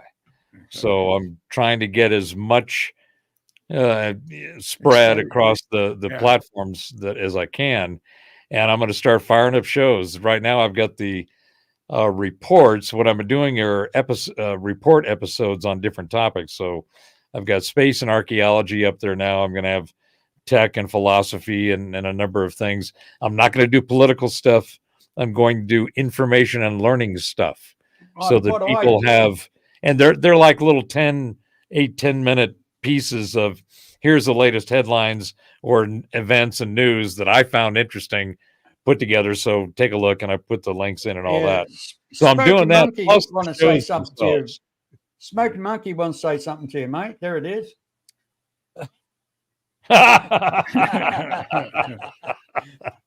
Hey, you're becoming famous for that. I mean, I don't have to mention anything. Everybody knows you about turds. There's something about and everybody's got to be turds. associated. Everybody's got to be associated with something, and at least my turd includes tossing it. So there you go. And your turd's on my table. That's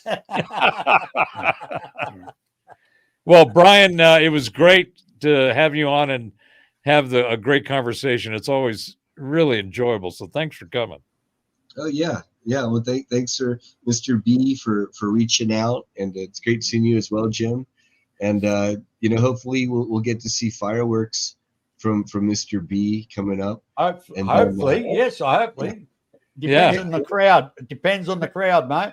I don't want to walk 5 miles because I can't get a car parked, Yeah. But otherwise. But I will send you a link, Brian, no matter what.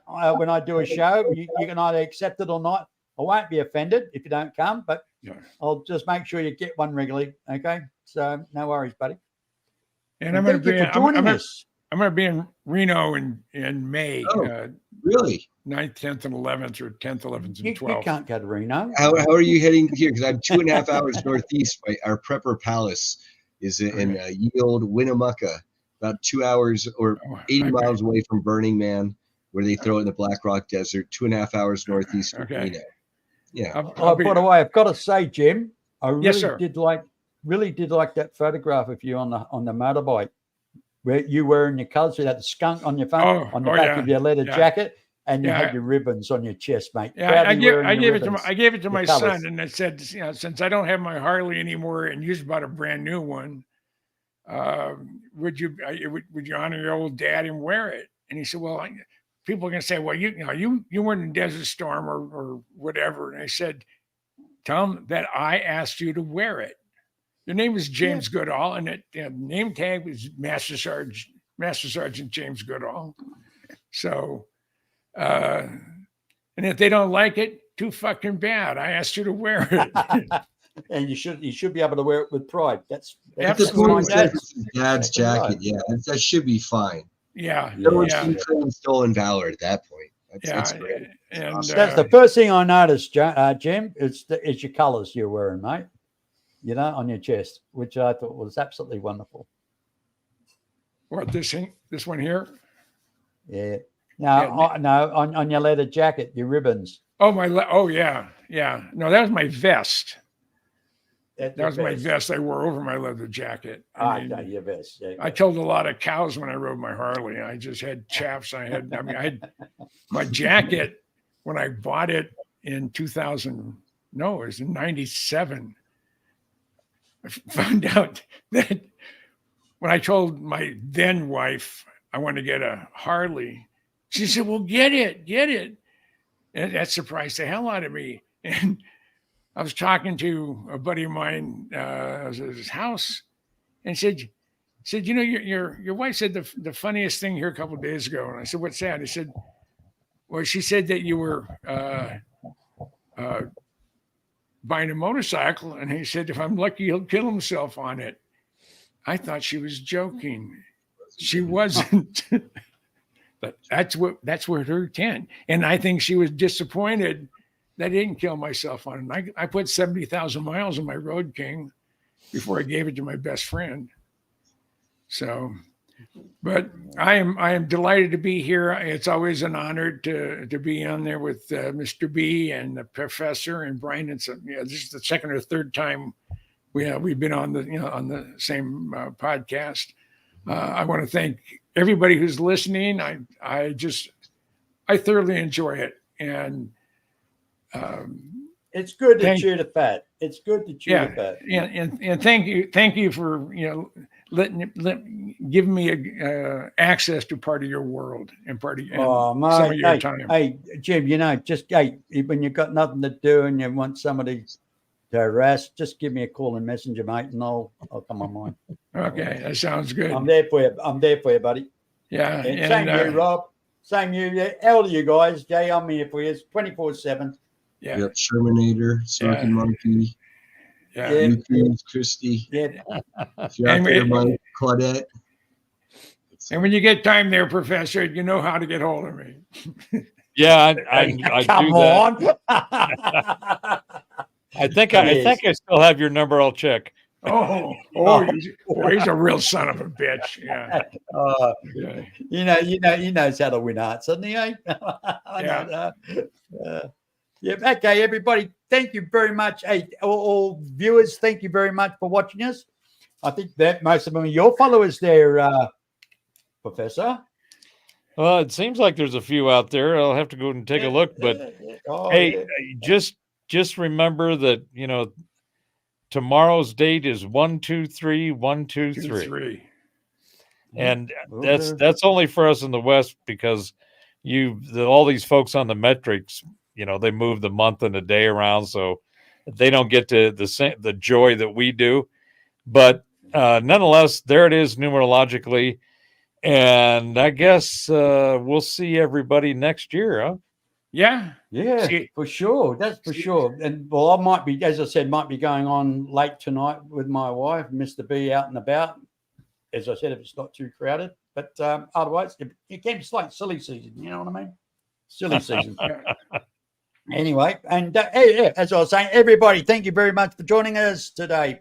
We enjoyed chewing the fat with you guys, and please always remember, be nice, be kind, aspire to inspire one another, and as our friend Doc Skinner would actually say, let's lift each other up that we can all rise up together. And that's a very good saying. I like that one. You have a good one, my friend. You have a great day. One, isn't it? Talk to you next too, buddy. year. Take care. Same to you, Robert. Bye-bye, Jim. Bye-bye. Bye-bye.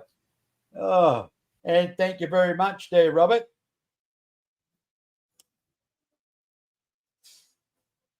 Well, everybody, I'm going to go. It's one of those days where everybody's tired, I think. It's a season, isn't it? So I'll just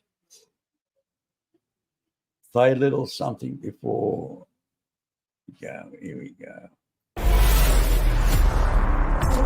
It's a mind-blowing situation. For the public, it's like, oh, a conspiracy theory, it's entertaining. But if you're actually in a responsible position and you find out that there's a whole secret government program that you don't know about, it's a shock. This report comes from a shadowy Pentagon department that was shut down in 2012. The disclosure movement has been hijacked by people parroting the narrative and the script being written by these black projects. I would say 90+% of everything that's going to come out is false. The most widely seen UFO right now is not alien, it's actually ours. It's a great cover story for all kinds of criminal activities. Blame it on the aliens, right? If we are being visited by interdimensional beings, we should know about it. This has the big disadvantage of the truth being much more unbelievable than the fiction. It's the crash retrievals that are the Rosetta Stone for solving the UFO cover-up. The implications of this is the difference between an extinction level civilization versus one that's going to take off to the stars. Oh, what the hell?